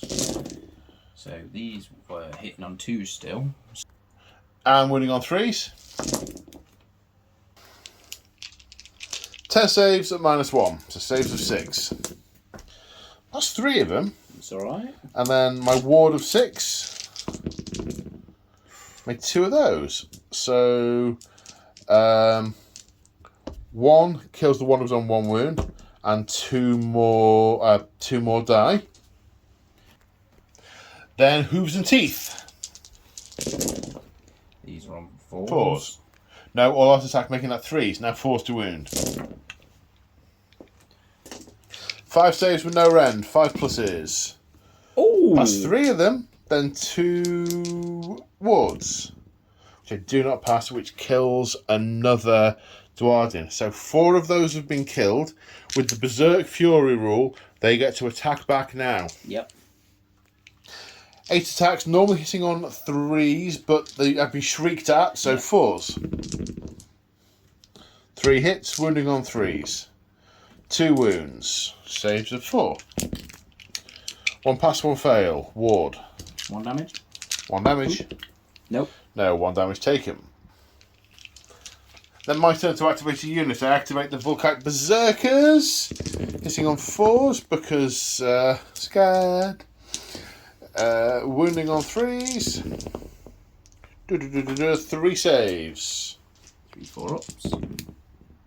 2 go through. 2 wards. No, 2 damage. So kills the one that was on 1 wound and puts 1 point on another, which will be healed by the Spirit of Torment in no time at all. Yes. Yes, it will. Right, now it's the Dread Blade Harrow. It's got to roll under my... I've got to beat my bravery to have the Reaper of Sorrow effect, which we rolled off camera and did not beat. Sorry, I forgot to turn the camera on. So just normal effect on that weapon. Yep. So it lost 5 attacks, 4 attacks. 4 attacks, 3s and 3s. So that's unfortunate. No. What? Okay. 3s and 3s. Yep. Yeah. -1, -1. 2 damage. Okay. Save for 6+. No. And then 2 wounds. 2 wounds. 2 ward saves of 6. No. No. It gets him. So at the end of the combat phase, the Spirit of Torment puts 3 wounds back on a unit within 12 inches. So 1 wound is healed on the injured Hex Wraith, and the one that was destroyed has come back. Still unit of 10. I feel somewhat cheated. Now I have to take a battle shock test. I lost 5 in that unit. 5 plus 6 11. is 11. Bravery 7. 4 more. Run away. 1 left. So at the end of Nighthaunt turn 2, I am absolutely outnumbered on that objective. They control that objective. It's now a Nighthaunt objective. I got 1. There's no one in the Nighthaunt territory, so that is a point to the Nighthaunt. So at the end of turn 2, it's 3 points to Fyreslayers, 1 point to Nighthaunt, as we make the priority roll for turn 3. And priority roll. Good luck, sir. Good luck, matey. 6, I'm going first. Okay, so there's a bunch of stuff going to happen in the hero phase. First off, I need to pick my Urgold rune. Yep. I'm going to go for Rune of Fury. Let's see if it's the enhanced version or the regular version. It's the regular version. So I get +1 to hit for melee weapons to all friendly Fyreslayers. So everyone is +1 to hit in melee this turn. I maybe should have saved that till later, but there's method in my madness. Okay. My heroic action is going to be Blaze of Fury with the I want to call him a Rune Priest. Doomseeker. Doomseeker. With the Doomseeker. So he counts as if he gets the enhanced effects from the rune. Okay, cool. So both of his melee weapons will get +1 attack. Yeah. So he's now gone up to 8 attacks from 6, hitting on 2s. Nice. So, and guess where he's going? He's Doomseeker. And your heroic action is heroic recovery with the Dread. The Dread Harrow. Blade Harrow. That's the word. You need to get equal to or less than your leadership. Under 10. We're good. Your D3 wounds back. D3 wounds back. To 2. He's fine. He ectoplasmically regenerates. Right, the Rune Smiter is going to attempt to summon the Molten Infernoth again. Oh no, I'd forgotten about on that. A 4+. Yes. Right then. So because I can put it anywhere within 24, I'm putting it here because I want them dead. Deader than they currently are. I want them more dead. So after it's been placed, I roll 2d6 and move it that distance. If I get a double, it's good for me, but then it disappears at the end of the turn. Okay. That's a total of 8. Okay, so it's going to move up to 8 inches into that. And then I roll 12 dice for each unit within 3 inches of it. Okay. And every 6 does a mortal wound. If that had been a double, it would have been D3 mortal wounds. Okay. So 12 dice. 12 dice. Each 6 is a mortal wound. 2 mortal wounds. So I guess you get 2 ward saves. Makes 1. Kills 1. I got 1. So it looks terrifying, but it's not actually that bad. No, I thought it was going to get to fight and claw and No, that's what it does. But That's cool. But it moves 2d6 in each hero phase. If I get the double, it does the D3 per, but then it disappears. Right, okay. But now it's up, and I'm just moving it round. It'll accumulate up quite a kill tally. It'll smash stuff, and I can start using other prayers with the guy. Yeah. And buff nearby units. Sure. So slight timing issue. Just used my once per game Spark of the Master Flame ability, which basically turns off the ethereal ability this turn, which means that a second one of those would have died. And then, yeah, I'm going to try and smash face into everything. Yeah, it's smashy time now. Movement and blood and gold. Okay, then in my movement phase, it looks like this. These magma pikes, 3 of them are going to be in range of the Craven Guard, so I've brought them up this way. 2 of them just out. Going to fire into the hex rates. These guys come up the middle. I'm sure if I kill one, I'm going to be out of charge range, but it's really not a narrative thing to do to not shoot because of the charge range, so I am not going to do it. These guys, I've debated what to do with them, but ultimately, I think in order to secure the entrance to the hold, we've got to hold these objectives. Equally, I could just put the toe of the Magmadroth in the thingy zone, but I don't think that's fighting for the objectives. So, I'm not going to do that. The Magmadroth is going to come over here and hunt down those and kill them, so they aren't going to be back. Then maybe we'll see what happens over here next turn as these come forward. The difficult part of the battlefield is over here, which is where most of the Nighthaunt army, apart from, of course, the 20 Chain Rasps who are still in reserve. So this is challenging. So we're going to fire the magma pikes. Okay, so 3 magma pikes, including the Carl, into here, hitting on 4s. 4 hits. Oh, sorry, 3s. So that's an extra hit. Wounding on 3s. 1. But with a rend of 1. Oh, we've got rend. Save for 6. No. Yeah, no ward save, because that's part of your ethereal rule. So 1 of those dice. It's really not very much. No. Not very many. It's not very impressive. With all of these, we've got 1, 2, 3, 4, 5, 6 fire steel hand axes getting thrown into here. Hitting on 4s. Wounding on 4s. 1. No rend. Save of 4+. No. No ward save. No ward save. Now we come to the Magmadroth. Roaring Fire Stream. 7 models in the target unit, so 7 attacks. Hitting on 2s. Wounding on 3s. 3. Rend of 1. So saves of 6s. Nope. So that kills 3. My Worm Spear Javelin hits on a 4. No, it doesn't. And my Fire Steel Hand Axe hits on a 4. Yes, it does. Doesn't wound, though. So that's it for the shooting. Sorry, no, it isn't. The 2 fire pikes at the back will be going into the hex rates. Hitting on 3s. Wounding on 3s. 2 at rend 1, so 2 saves of 5+. No, so just 2 damage. So kills that one at the front and puts a wound on another.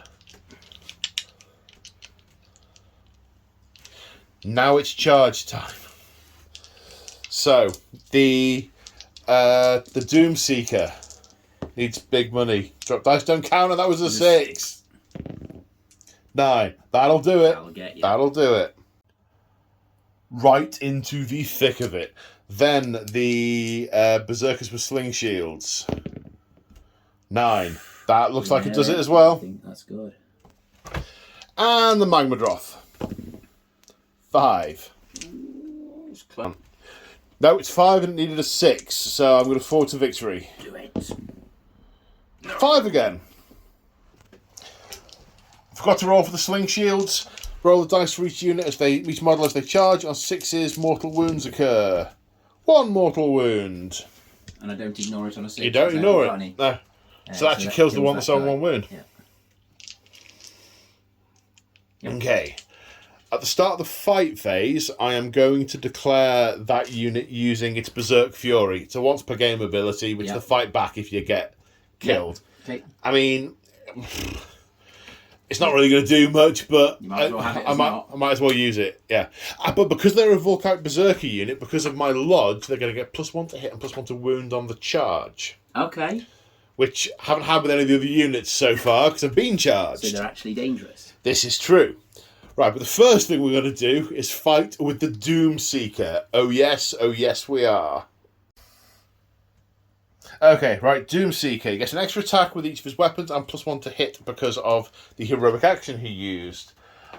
Blaze of Fury. So first off, with the Runic War Iron, 4 attacks hitting on 2s.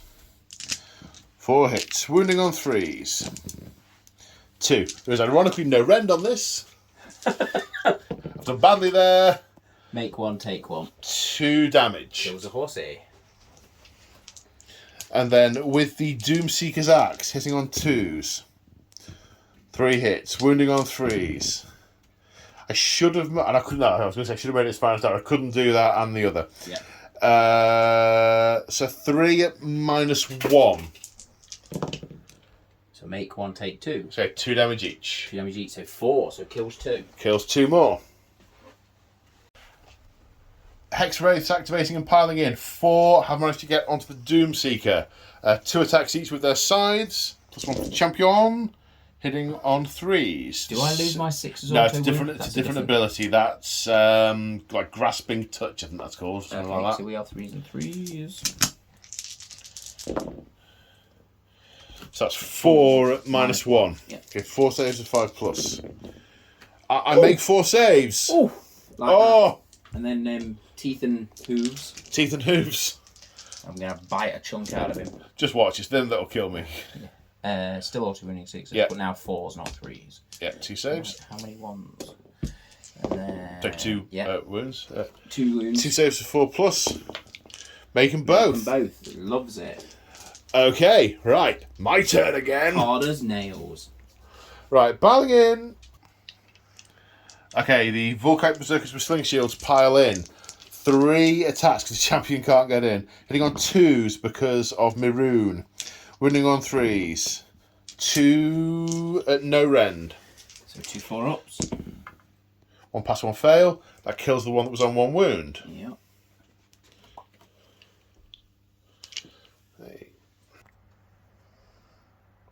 And now the Carl from the other unit piles in.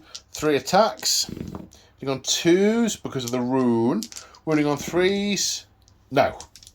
He's obviously spent his rage. His rage is spent. So... Oh. So you lost 5? No. 6. 6. 6. But at the end of the combat... Is it your combat phase? I will check his wording. So the Spirit of Torment puts 1 back.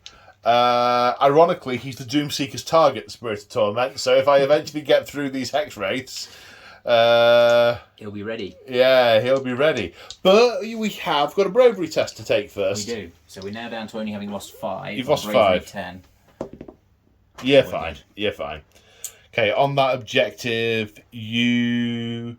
Well, I can't score it this turn, but does it become mine? 1, 2, 3, 4, 5, 6, 7. I have a score of 7 because he's got more than 3 wounds. Of course, yes. But so is he. So is he.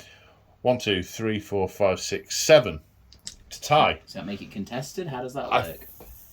I think I've got to beat your total to take it back. I think. Maybe. Yeah.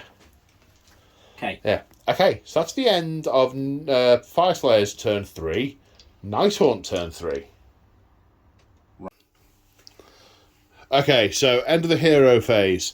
Alright the Drowner has attempted heroic leadership, but obviously these guys aren't impressed, and he did not get his extra command point. Each of the summonable units got 1 model back. So the Reapers, the Chain Rasps, the Hex Wraiths, and the Raven Throne Guard. Yep. I've declared it's the Doomseeker's finest hour. Yeah. His quarry is just there, and he's going straight through these dead buggers to get to him. Yeah. Good luck with that. Good luck with that. Through them! They're ethereal. Yeah. Look, you wave your hand through them and nothing. Love it. Right. Movement. So at the end of the movement phase, before we moved out of the hero phase, we did rally on these. One came back. So the Nighthaunt are all converging on this objective in the back of these Dwarden. Alrak, the drowned, is leading in the charge. We've got the chain. We've got the Grimghast Reapers. We've got the Chain Rasps. The Dreadblade Harrow has been summoned to the general side to assist in this attack. And over here, the Hex Wraiths have ridden through the Dwarden on that objective, looking to take out the priest and his bodyguard in the centre. Yeah, that's a thing. The Throne Guard have moved over here, ready to put fire into these guys. The Spirit of Torment, maybe sensing its impending doom, is fleeing from the Doomseeker. But the 20 Chain Rasps that disappeared using phantasmal redeployment have been sucked up through the ground and are not quite in its way. We're trying to work out if you could come within 9 inches of the invocation, or whether it did or didn't count. You can't engage it. We decided it did. Yeah, it's a unit under your. It's not a unit, but it's a model under my control. Units, and it's, yeah, we checked the FAQ. There wasn't anything, so that's what we've done, rightly or wrongly. Okay, so that is movement done. It is time to shoot. Shooting, yes. Yeah, you've got 7, 8 left alive. So 16 shots. They're going into... Who are they going into? They're going into the Rune Smiter or the Auric Hearthguard? Can the Hearthguard do anything weird and return fire at me? Nope. No, cool. I'll shoot the Hearthguard, please. Okay. Yeah, okay. Kidoki. 2 hits that auto wound, 4 that have to roll. For 4s. So 4 in total. Is there a rend on these? -1. -1. Okay, so saves of 6s. Make 2. It kills a Hearthguard. That's disappointing for me. Okay, we're into the charge phase. The Dreadblade Harrow is first. He needs a 9 because that's how far away he had to set up. No. No. Are you forward to victory? I am going to forward to victory him. Come on. No. 7. He does not make it. Okay. So let's put the. What does the boatman need? The ferryman need? 5 by the looks of it. Yeah. 5, 6. We're rolling. Double check. Oh, he's in 7. So he's in. Plenty of room. Now he does mortal wounds on the charge. He does. Should we do them at the end? Cause, yeah. Okay. Yeah. Sorry, could you pass me my dice? I threw them too far. You did throw them too far. Tell you what, I'll lean the camera over so you don't have to stretch. Thank you. The Reapers, the Grimghast Reapers. 5. I think that's going to be him. Yeah. No, it needs to be a 6. So you have to use your last CP on forward to victory again. Another forward to victory. Come on, guys. There we go. 9. They make it in. So with a 7 and a 9 to charge, that's a stun and a shriek result on this unit. And now the Chain Rasps. Last one. 6. They're in. No, they're in, but no additional effects. No. And we'll just resolve our Drowner's Scything Ram ability. On a 2+, he does D3 mortal wounds. Of course. No. Well, same as my stomp. Yes. Of course it is. Right, now the Hex Wraiths are going to charge, aren't they? I believe They you are said. indeed. They need a 3. They need a 3. They're That's in an 11, so that can petrify them and make them strike last. However, I am going to unleash hell. Okay. So the Hearthguard have been petrified, so they will strike last. However, they are unleashing hell. We'll hit on 5 because it's -1 to unleash hell. Bottom. Hang on. 1, 2, 3. I've 2 few attacks. There we go. 1 hit. Wounding on that. Yep. Save a 4+. Nope. And your ward. Is it just single damage? Yeah, single damage. Okay, 1 wound on a Hex Wraith. And then the Chain Rasps need 9. No. They do not get it. Okay, so do I spend my command points on fierce counterattack? Or all-out defense. I'm going to all-out defense. No. Fierce counterattack. I mean, I'm not going to do anything. They're not going to kill anything. They're -1 to hit. I've got my M1 back. Yeah, I mean, I'm going to get like 4 attacks. So actually, no, I'm not going to do that. I'm going to do the Berserk Fury. So if they get killed, they get to fight back. Death. Yeah, okay. We'll do that instead. Okie dokie. So Ulrich activating first with his Ore. 4 attacks hitting on. Hitting on 3s. Okay, 3 hits. The 6 goes through to auto wound. Yeah. And then that's a miss. And then we go. Wounding on. 3s. Yes. Okay, so that's 3. What's the rend? These are -2 D3 damage. Right, so they're -2, but I'm also an additional -1 because I'm stunned, so they go straight through my 4+ save. Okay. So that's 3d3 damage. 3d3 damage. For 6. Kills 3. But they get to fight back. One of them was the champion, so they're going to hit on 4s because they're -1 to hit. they're shrieked. 3 to wound, 1 save. Is that on Ulrich, yes? Yes. So 4 up. Yeah, he's good. Okay. Right, I get to pick a unit to activate. And I might as well... Ooh. Right, I'm activating the Volkite Berserkers. So I get them in, and then then when they get killed, they get to fight because they're close enough. So 3 into the Reapers, 2 into the Drowner, 1 into the Chain Rasps. Now, of course, I just remembered my Urgold rune is still in effect. So whilst I'm -1, I'm also +1, so it's no net change. So 3+. Misses on a 2. Hooray. And then 2 into the Drowner. 1 hit, 1 fails. Wounds. 1 save on the Drowner. 4 up. Yes. And then 3 into the Reapers. 2 hit. 1 wound. 1 save and 4+. Yes. Okay, so they did nothing. Right, now we come to the this fight in the middle, the Hex Wraiths. They did D3 mortal wounds on the charge, killing 1 of the Auric Hearthguard. 4 of them are attacking the Rune Smiter, the other 2 are going to attack the Hearthguard. So, against the Rune Smiter with the scythes. 3s and 3s. 6 is auto wound. So that's 3 auto wound and 3 to roll. 3s. Ooh, 6 saves. 6 saves. -1. 6 saves of -1. Okay, so saving on 5s.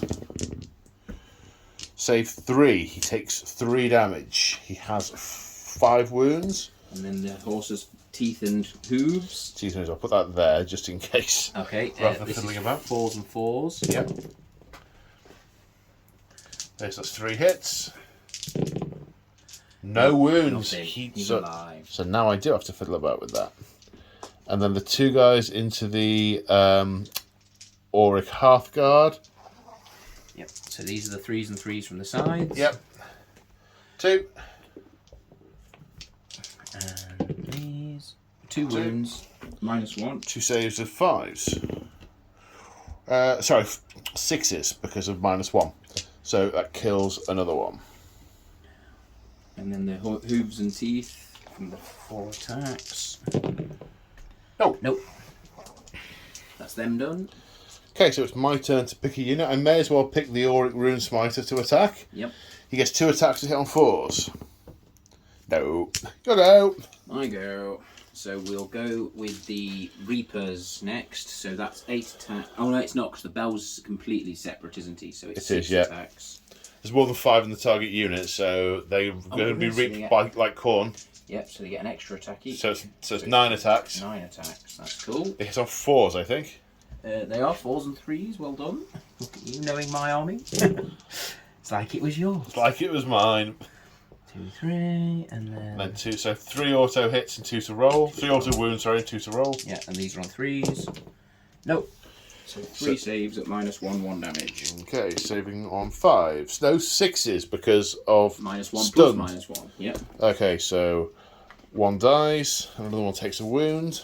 And then we've got the death now. The one that All right, I'll do it in a second. Yep, the death knell. Death knell is 2 attacks, hitting on 4s. 1 hit. 1 hit. Wounding on 3s.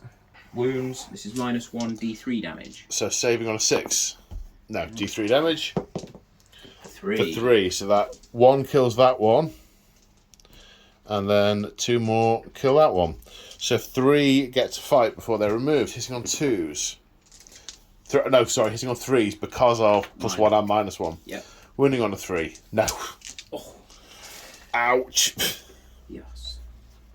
So it's your turn to choose, but you've got nothing you can choose, and because they need to fight last. But to be honest, they might as well do. Oh right, okay. No. Finish up here. Do sure? the chain rasps. Yeah. Okie. So you got 5 of them, 2 attacks each, +1 from the thingy guy. So that's 11 attacks. It is indeed 6, 8, 11. We are on 4s and 4s. Got 2 auto wounding 6s. Take those out. 5 to roll, needing 4s. So 2 more, so 6. No, 4, sorry. 4 at no AP, no rend. No rend. But I'll be at -1 anyway because of stun. Yeah. So saving on 5s. So 2 go through and another one dies. Who gets to hit me? Who does indeed get to hit you. But, you know, yes, one save. 5 up. No. Kills a chamber. 6 at ward. Oh, 6 at ward. There you go. Thank you. Now the Auric Hearthguard gets a fight. 1 attack each, 3s and 3s. 2 hits. 2 wounds. 2 4+ saves. It'd be nice to kill one. Ward save on that fail. Come on. Nope. No. So that does kill 1. Just 1. You know. Just the 1. The 1 again. The same one, yeah. Yeah. Whoa. Right, Battle Shock. They lost 3. +1. They are fine. And this unit of Volkite Berserkers lost 7. +3. Their bravery is 7, so they all run. So at the end of Nighthaunt turn 3, they claim that objective. They lose that objective, however, so gain 1 point because that's still controlled by the Fyreslayers. 2 to the Fyreslayers, 1. But there's nothing in their territory. Now, I could have just run a model over there and stuck a toe in it, but I don't think that's what this is about for the Nighthaunt, for the Fyreslayers. I think it's about clearing out the Nighthaunt from here, so the rest of the hold can march inwards. Yeah, I think if I'd just set the Magma Droth over there and gone, yeah, I don't think. No, I think he would have been disinherited either way. To be fair. So end of battle round 3. We need to roll for priority in battle round 4. Good luck, sir. Luck, mate. Right, I'm going first. Are you sure? Yeah, pretty much my sole objective now is to kill to kill that guy. Yeah. With that guy. That'll make me. That's all you need. Very happy. Okay, so I've chosen the Urgold Rune of Farsight, which is +1 to hit with throwing axes. So, I've used most of the good ones, to be honest. You're running out. And the rend one isn't applicable, although last turn it would have worked when I switched off your ethereality, but I didn't think of that. Maybe I'll think of that for game 2. Okay, so he is going for heroic leadership, 4+. Get a command point. No. Fired. Well, not actually quite fired. But he's going to attempt to pray for an Ember Storm on a 3+. Which he doesn't get on a 2. Oh! Why, Grimnir? Why have you forsaken us? But he gets to move 2d6 inches. For 10. Smashy. And roll to... I mean, that's not... I should really send him up that way, but I don't care. I just don't care. I think he I don't care. I want to kill these things. I've not used them myself yet. I don't know how annoying they are already. 6s. You want to see those 6s? 1, 2, 3. 3 mortal wounds. 3 ward saves. A 6+. Don't you dare. Come Couldn't have been the D3 mortal wounds, could it? Oh, no. Oh, I got 2. Be happy with 2, I suppose. I mean, grumble. 2. Right. Got 2. So, done praying, didn't work. Heroic action, didn't work. He's run along and kicked them in. Nah, happy enough. Do I use a CP on rally? I use a CP on rally on these guys. Okay. Because there's 9 of them dead. 3. The reason I'm looking at the unit of 5 going, how is the 9 dead? Nope, that's one guy on his own and a squad of 4 next to him. Yeah. Nice. Yeah. 1. Yeah, alright. It's a unit of 2 now. It's a unit of 2. Okay, so over here, because of the shape of the terrain, the Magmadroth can't actually fit in there. He can move over. He has enough move to move over the fence and back, but then can't be there without being within 3 inches of the chain rasps. If the terrain, if it didn't involve metal belly spikes, we'd have said he could just kick it over and walk past it. But belly spikes. So he's moved his full amount to come around the side and will potentially charge over it. This unit, Berserkers, has just moved up because of... I wanted to get what I was going to do was the Ash Storm, the Ember Storm, to make them run and charge, and then do at the double to make them run 6, and then be in plenty of range to do the charge across there. But that hasn't happened. These guys have stayed put. They're going to have to deal with that on their own. Sucks to be them. These guys all move forward 4, and then the Spirit of Torment redeployed. Sensing its doom approaching, it must have had an uneasy feeling and is fleeing away from the Doom Seeker. So, we are now on... we're on to shooting. And I'm going to do all of these Fire Steel axes into there. The Berserker would be throwing one at his quarry, but it's out of range. So that's 7 Fire Steel axes. They all have this. One of the nice things is they've put the same profile on every single unit, so you can just add up the number of dwarves in and roll the dice. Hitting on 3s because of my room. 4 hits, wounding on 4s. 3 saves of 5+. 2 ward saves of 6. Killed 2. Then there's 1 throwing axe in the middle. Hits. Doesn't wound. And 2 magma pikes. 4 hits. 4 wounds. 4 saves of 4+. 2 go through. Ward saves. 2 damage each, 1 damage. 1 damage. Only 1. They're only 1. Nope. Oh, kills 1. Okay. That's a help. Then over here, I need to see how many of these are in range. 6 in range into the... I've just realised a mistake I made. But never mind. 6 in on 3s. 2. Winning on 4s. No. Right, the Magmadroth.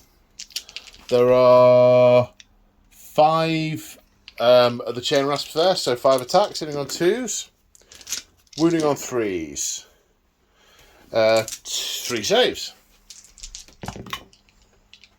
1 pass, 2 fail. Single damage. Single damage, yep. And 6s. Makes 1. Kills Okay. 1. Then throwing axe on 3. Nope. Then the javelin on 4. Yes. Wounding on that. 1 save. No. D3 damage for 1. Oh, sorry. It didn't make it. No, neither made it. It's fine. Killed another 1. Okay, so that is it for the shooting. That's all the shooting done. The groan I had a minute ago was I needed to keep those within 18 inches of him for the +1 to charge for his command ability. Right, I need to think about what has to happen first. So starting the charge phase here with this unit of Volkite Berserkers. I want a big roll. That's big. That's big. And they end up here. Now we're doing the Magmadroth on a 6. That requires measuring. No, so he doesn't make it in. I am not going to forward to victory there because they've got this. Yeah, they are. Right, we need an 11-inch charge for the Doomseeker. 11. I mean, ironically, I just got an 11-inch charge there. You totally roll another one. 11 inches. That's a 5. Forward to victory. Nope. The redeployment got you. Okay, the unit of 2 needs a 4. Do they not get to do anything for being near a hero or showing off or No. That just happened. And the other unit with the sling shields, they need a 5 maybe? They're in. At least it's 2 units. I'd forgotten it was 2 separate units there. I thought the whole lot had just fluffed. And on the charge, the sling shields do no mortal wounds. So that happens as well. Right then. Okay, where do I start? Well, the first thing, I'm unleashing my Berserk Fury over here. So each model that dies will get to fight. Yep. And I'm going to activate them first. So Okay. I'm going to fight with them, and then anything that's left for you to kill will fight back when you've killed them. Yep. Yes. Sounds like a thing. Okay. So Whirlwind of Destruction has given them an extra attack each because they charged. Yep. And because of my hold trait, they are getting +1 to hit and +1 to wound. So they are going to hit on 2s and wound on 2s. 3 into the Drowner. Yep. So that's 5 ones. Oh no. That's 5 ones. The dice tell a story, man. They're wound on 2s. There's another one. 3 saves to the Drowner. 4 ups. Makes 2 and a Single ward save damage. of 6. Yeah. Good out. Oh, then into the chain rasps. 3 hits. 3 wounds. Saves of 5+. Make 2.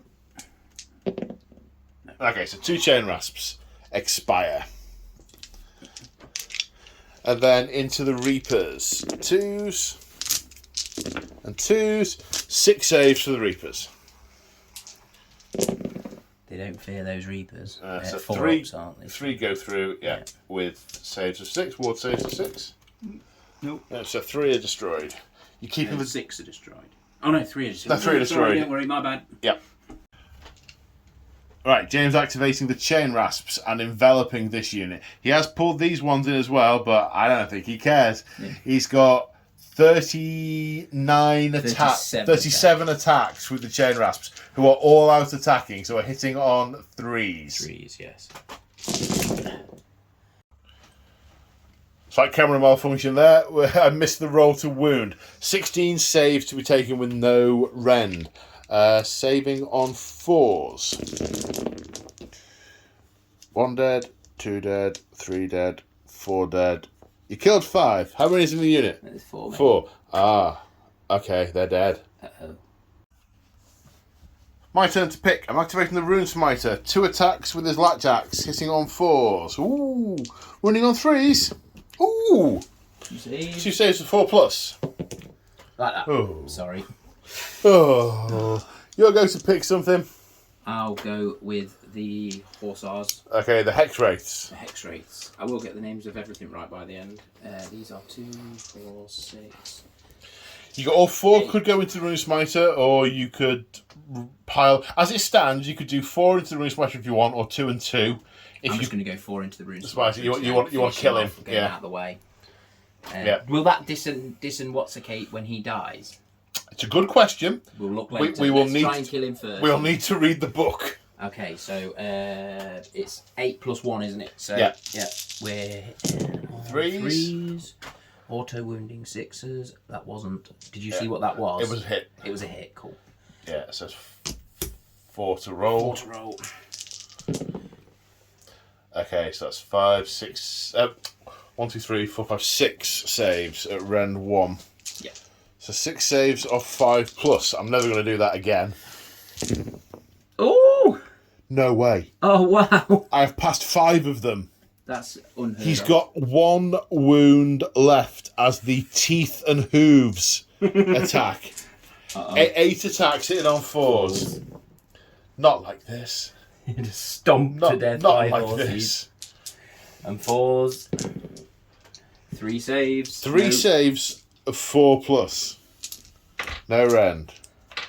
I couldn't do it, could I? Oh, I think you can. No, 2 wounds. He goes down. We now need to read the book.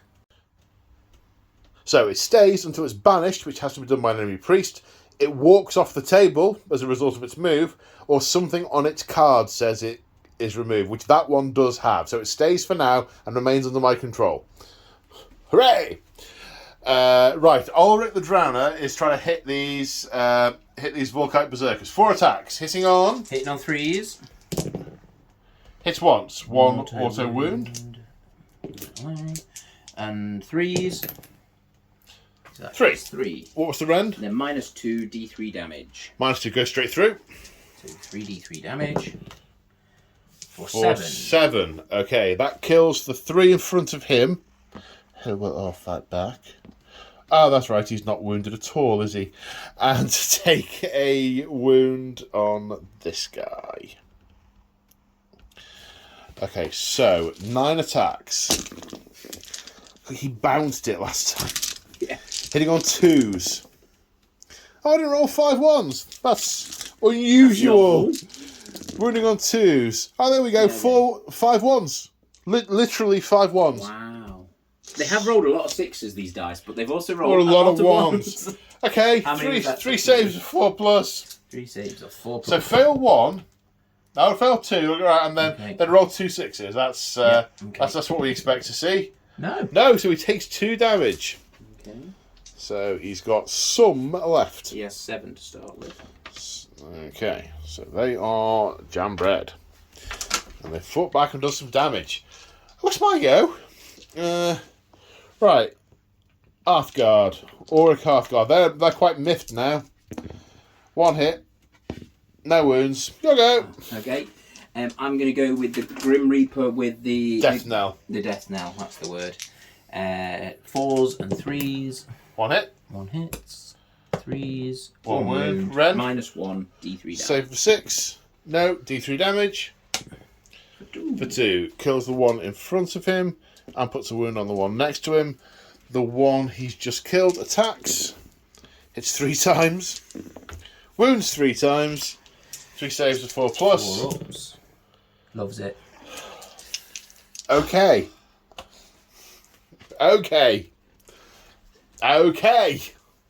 Right. Over here, these guys are attacking, yeah. Now, although they tried to charge this turn, they didn't succeed in charging, so I don't get all my bonuses. So these have the 2 attacks each, plus 1 on the champion, hitting on 3s, wounding on 3s. So, 4 hits, 4 wounds, 4 saves of 5 plus. 1 passed. 3 ward saves? No, 3 of those are laid low, or lower than they already were to start with.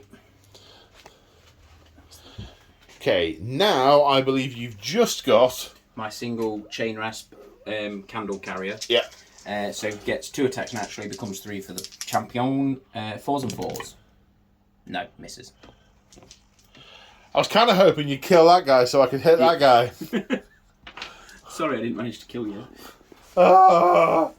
Must try harder. Yep. Efforts must be doubled. Right.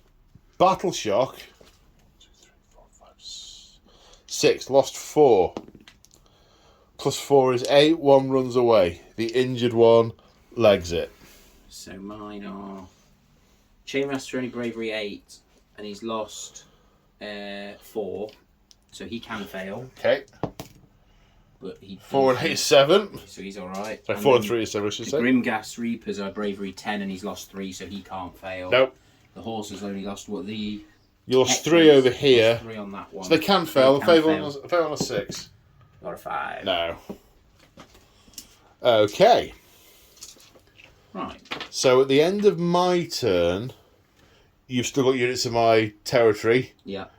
So my control of objectives is irrelevant. Although I do still control that one, and that one, and that one. I've got them all. But I can't score anything because he didn't make his charge. No. If he'd made his charge, you put those in, did you? Yeah, okay. He's wholly within 12 of these guys, so they get 3 models back. You really suck. So, it's the hero phase. And Paul's just had an aneurysm. I went for heroic recovery and got my 3 wounds back on the Magmadroth. Hooray, good times. The Drowner failed to get a command point. Hooray, good times. 2 chain rasps came back. 3 of these came back. A horse came back. 3 of these came back, and all of them came back. It's like I haven't killed anything. This is what you get when you go out drinking before a battle. Fair point. So at the end of the movement phase, the table looks entirely different because Nighthaunt. So over here, the Dreadblade Harrow has moved up. The Grimgrass Reapers have fallen back, ready to charge in order to screaming visage-y thing me again. So have the Chain Rasps. The Drowner has navigated the underways and brought the Craven Guard with him, taking them away from my lovely little Inferno. I'm very sad. Very sad that happened. Yes. The Hex Wraiths have ridden through the Auric Halfguard and are going to charge back in. Over here, the Spirit Torment, having summoned to him this horde of Chain Rasps, is now emboldened and is intending on snuffing out the flame that threatens its existence, and are going to charge into the Doom Seeker. I have told James that if the Doom Seeker's target kills him, he gets to fight, but you know. Funny if it does you just enough wounds to not kill you, and then the Chain Rasps kill you, wouldn't it? Yeah, I know I can't control that. You can't control that. No, it's not a thing I can make happen by like going nee nee nee nee nee nee. But if you fight with the Spirit Torment, yeah, you're gonna hit. I will absolutely fight with the thing you go. Yeah, I know. Yeah. Anyway, so that's all the moving. You've now got the shooting with the almost full unit of these guys. So there's 18 shots. Oh, I really shouldn't have gone out and got wazzicked the night before a battle. Right, 2, 4, 6. Such a bad idea, lad. So 18 shots into these Volkite Berserkers. Yep. We're hitting on 4s, unless you want to attack. No, I'm not going to. No, I'm saving the command points. So we get 4 auto wounds and we're hitting on 4s. That's not that great. No. Okay, and then we're wounding on 4s. So that gives you 6 saves in total. Is there any rend? They are -1. Okay, 6 at -1, which means my save becomes 6. Don't pass any, that kills 3. Okay. Now on to charge phase. I'm going to start with the Chain Rasps. That's a 9. We're just going to pop the dice there for a minute to help with the admin. Then the Reapers. The Reapers. Also a 9. Also a 9.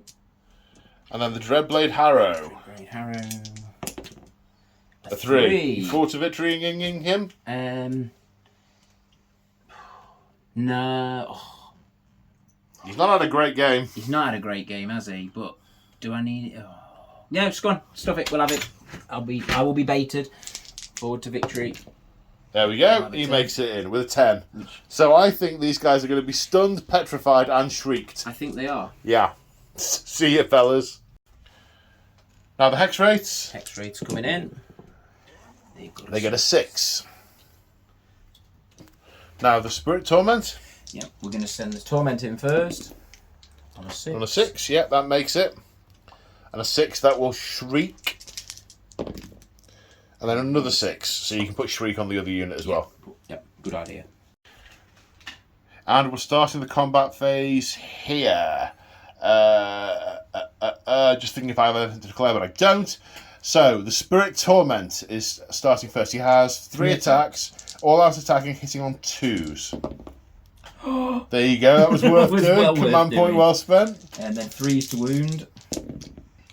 All 3 wound. Wow. Okay, These so are -2 flat 2 damage. -2 flat 2 damage. Okay, 4 plus save becomes 6s. No, so that is enough to kill him.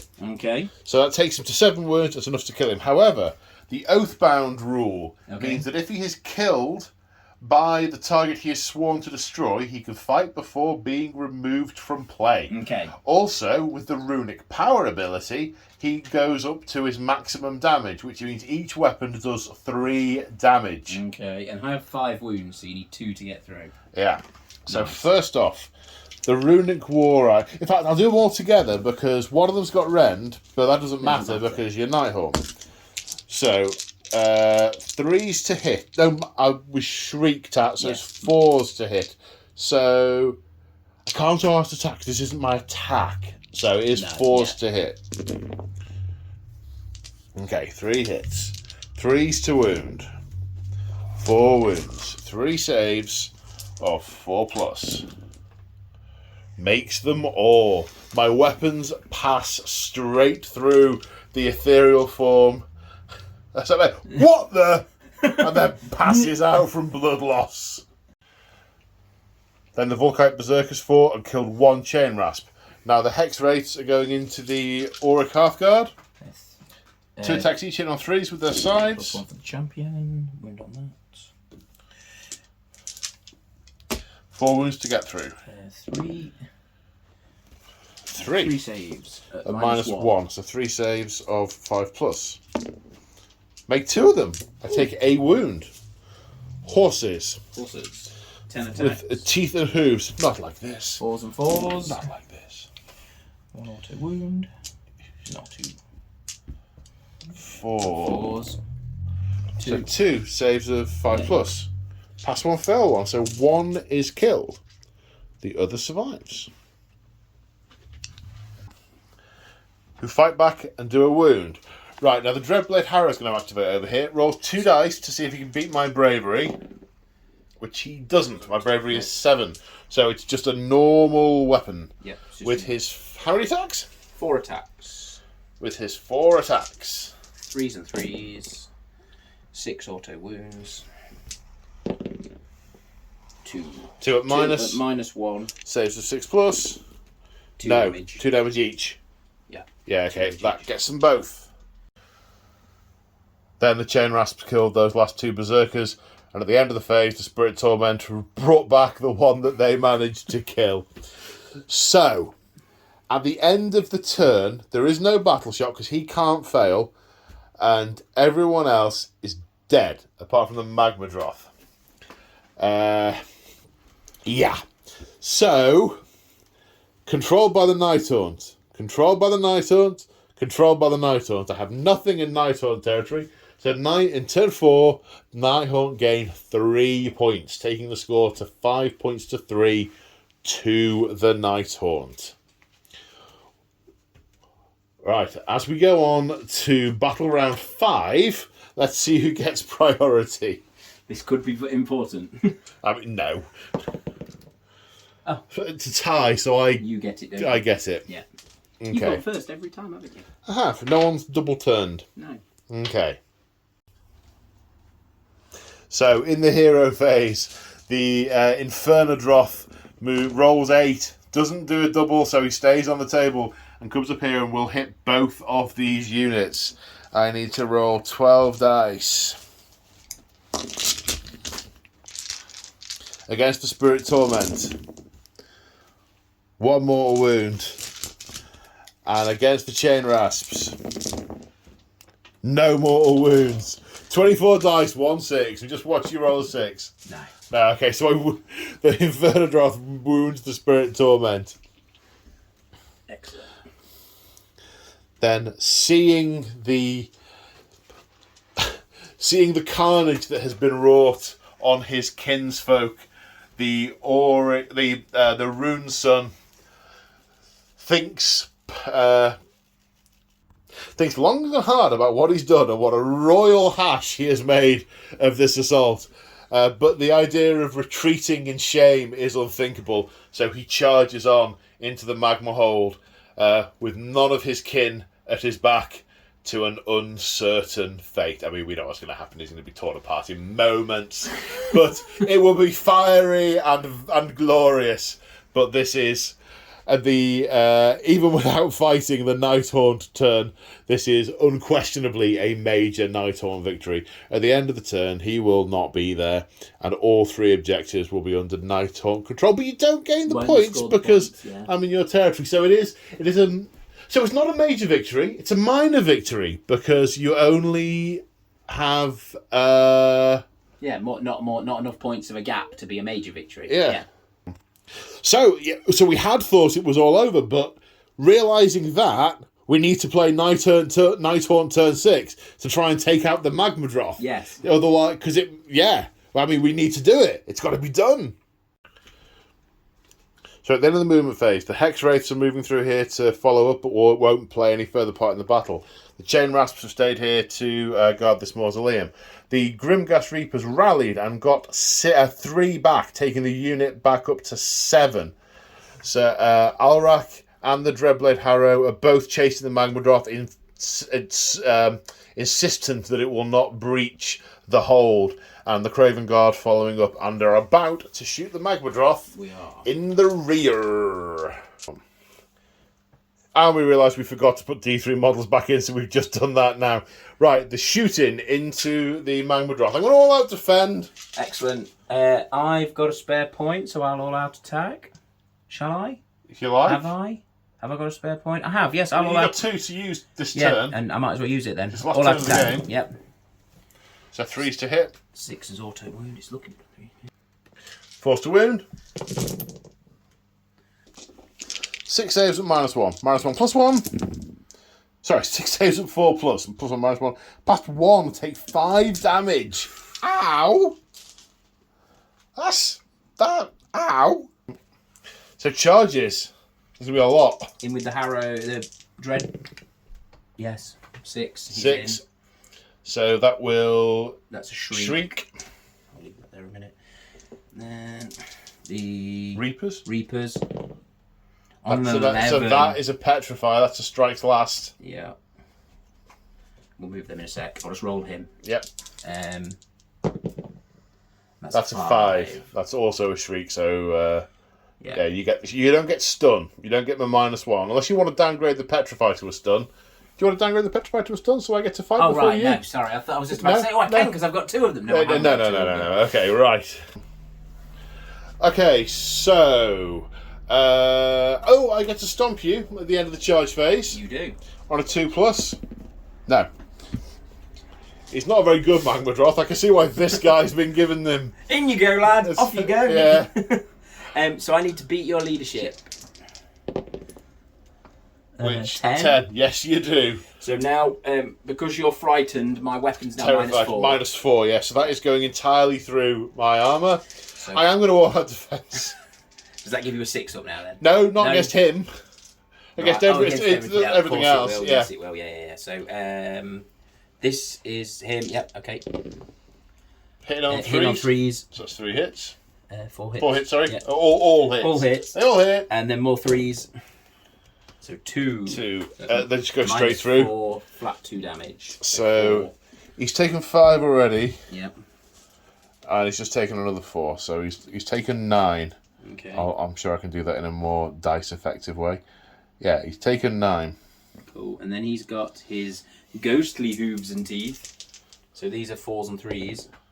6 auto wounds and does no rend 1 damage. So you get a save on that one. 3+. Yes. Yes, so that one's good. Okay, then we've got the Grimghast Reaper. No, let's do the Drowner because that's only 4 dice. I can find that quickly. So he was Finest Hour. Yep. So that is +1 to hit. +1 to wound. You can all out attack him if you all-out want. attack him, which is going to make him 2s to hit, 2s to wound. Okay. So here we go.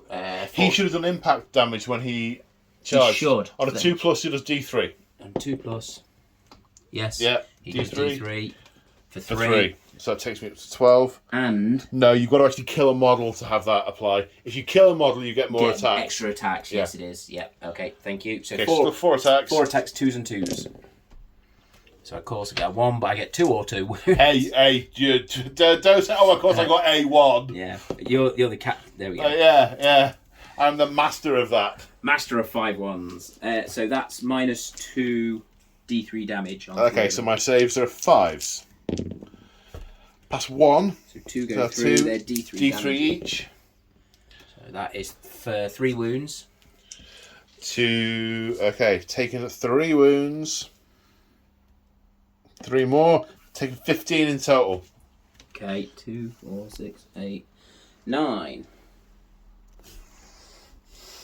18 attacks. 2, 4, 6. Do the death knell first, mate. Okay. Do the death knell first. Misses. Okay. Yeah, force. Alright, fine. Do the sides.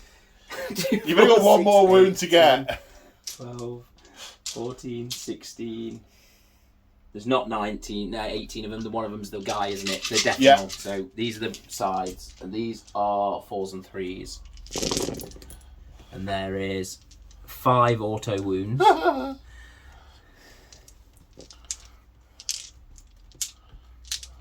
And then those need 3s. Okay, that's 8. 8, what's the rend? 9. 9? 9. You got a rend 9?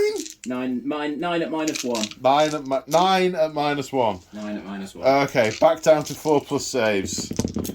Oh, I don't make them all. Does it lash out when it dies? Oh, I've not been doing that. Yeah, I do. Oh, it's got magma blood. It has got magma blood.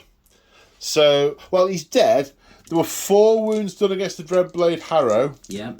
who took 3 damage. Okay. That he might ward save. Against the Dreadblade Harrow. The other one. Yeah. Yeah, not that one. And you did 5 damage with the Drowner.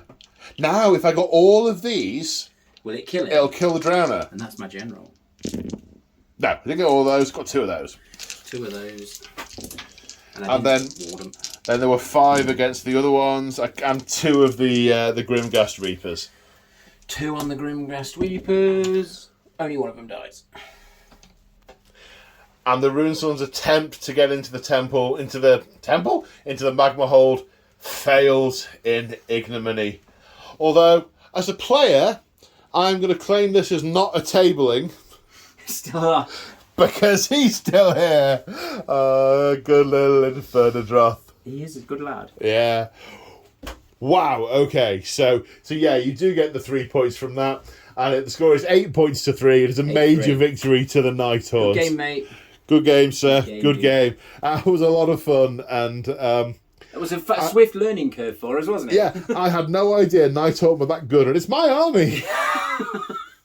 And I just picked stuff that looked pretty out the book. I didn't know what any of it did. Well, the Drowner was a must. The Drowner had to be included for the scenario. Yeah. And the Craven Guard I've not used before, and I'd not particularly liked the hex rates when they were a unit 5. So I'd put them up to a unit of 10, and I haven't played them since. So as a unit of 10, they're quite good. Equally, previously I've only had 1 unit of the Chain Rasps. I got another one of those. Yeah. So I painted a lot for this game to get this done for this little mini campaign, because I mean there's a lot of Fyreslayers. You painted me about 5,000 points of Fyreslayers. I think it's almost 6. Almost 6. Oh my god! Well, there's a lot of heroes in that. There's a lot of heroes. Duplicate heroes. Yeah. Yeah, that was a lot of fun. And in the off time, he's been thinking, oh, maybe I get a Nighthaunt army. Yeah. Maybe by the time we come back, there'll be a James's Nighthaunt army. Maybe. Well, okay. So the initial assault on the hold, the first Dwarden that were sent in were washed in the blood of their ancestors, and thoroughly turned back. But the hardier, the more veteran troops are following up immediately in their wake, and the Drowner will doubtless recognise that they are about to be overrun, and that they have significantly. But this is a game. This is a war of attrition for the Drowner. Yeah. For every one he kills, he gains one. He doesn't need to wipe the army out all in one go. He salami tactics. He needs to take them slice by slice, and he has most definitely cut a slice off here. He really has. He has.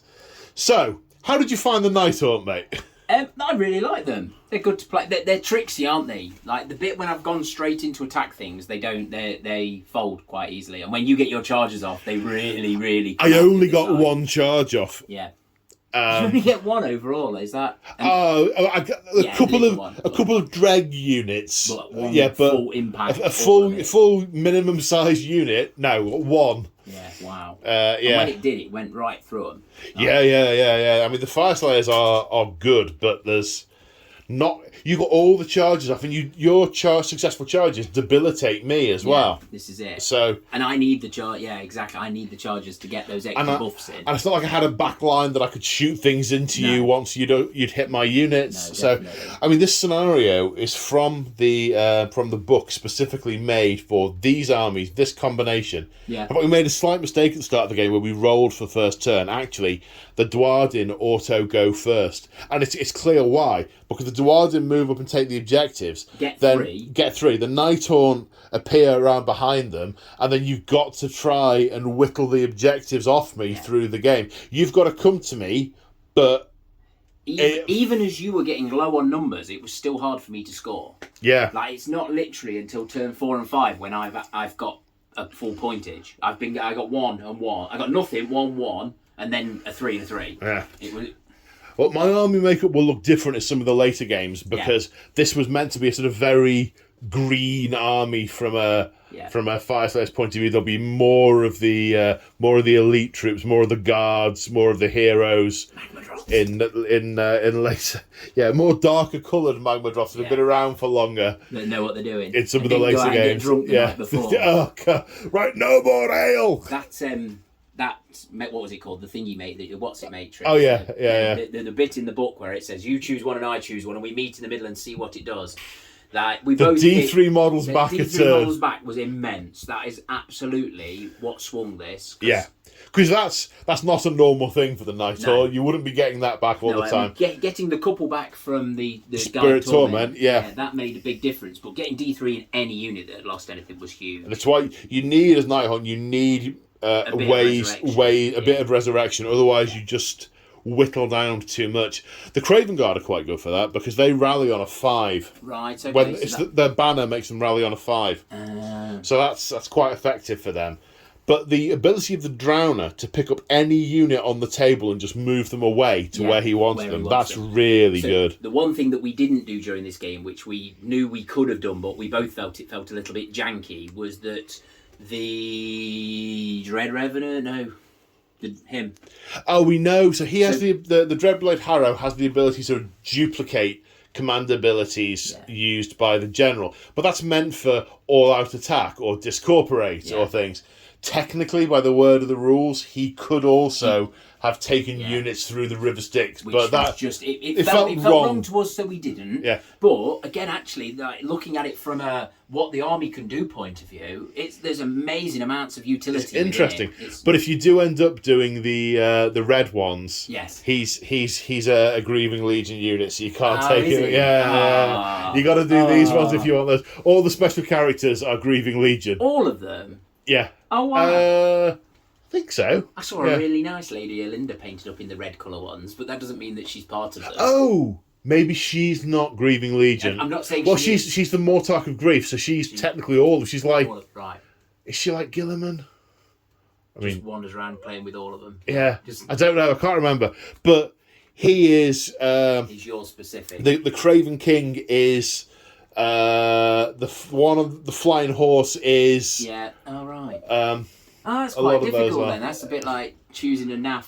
But Lady Alinda is, and Lady Alinda is cool. I like the model, and I've got. Somebody gave me a Lady Alinda because they got it in the magazine and didn't want it. And she's got rules that pick. I think she's got rules that pick models up, and obviously as well, you can use Nagash with these, and he can pick stuff up left, right, and centre because he's their god. But he's also like 900 points, so. Only actually. Yeah. Okay, well, on that note, hope you enjoyed this. Don't forget, there's going to be an episode 2 and 3 following this, when we are inside whilst the Dwarden have fought their way into the hold, and the Drowner is attempting to take out more of them slice by slice. Don't forget to check out March of War for bits of scenery and commission painting. My Fyreslayers, I mean, they're not really on the table anymore. There's just a massive pile of corpses over here, but they're pretty corpses. If you want to support me, check out the description of the video. There's ways in there to do that if that is something you would be interested in doing. And until next time, take care, folks. And we'll see you in the next one. So, bye, James from March of War. Bye, James from March of War. Thanks for having me.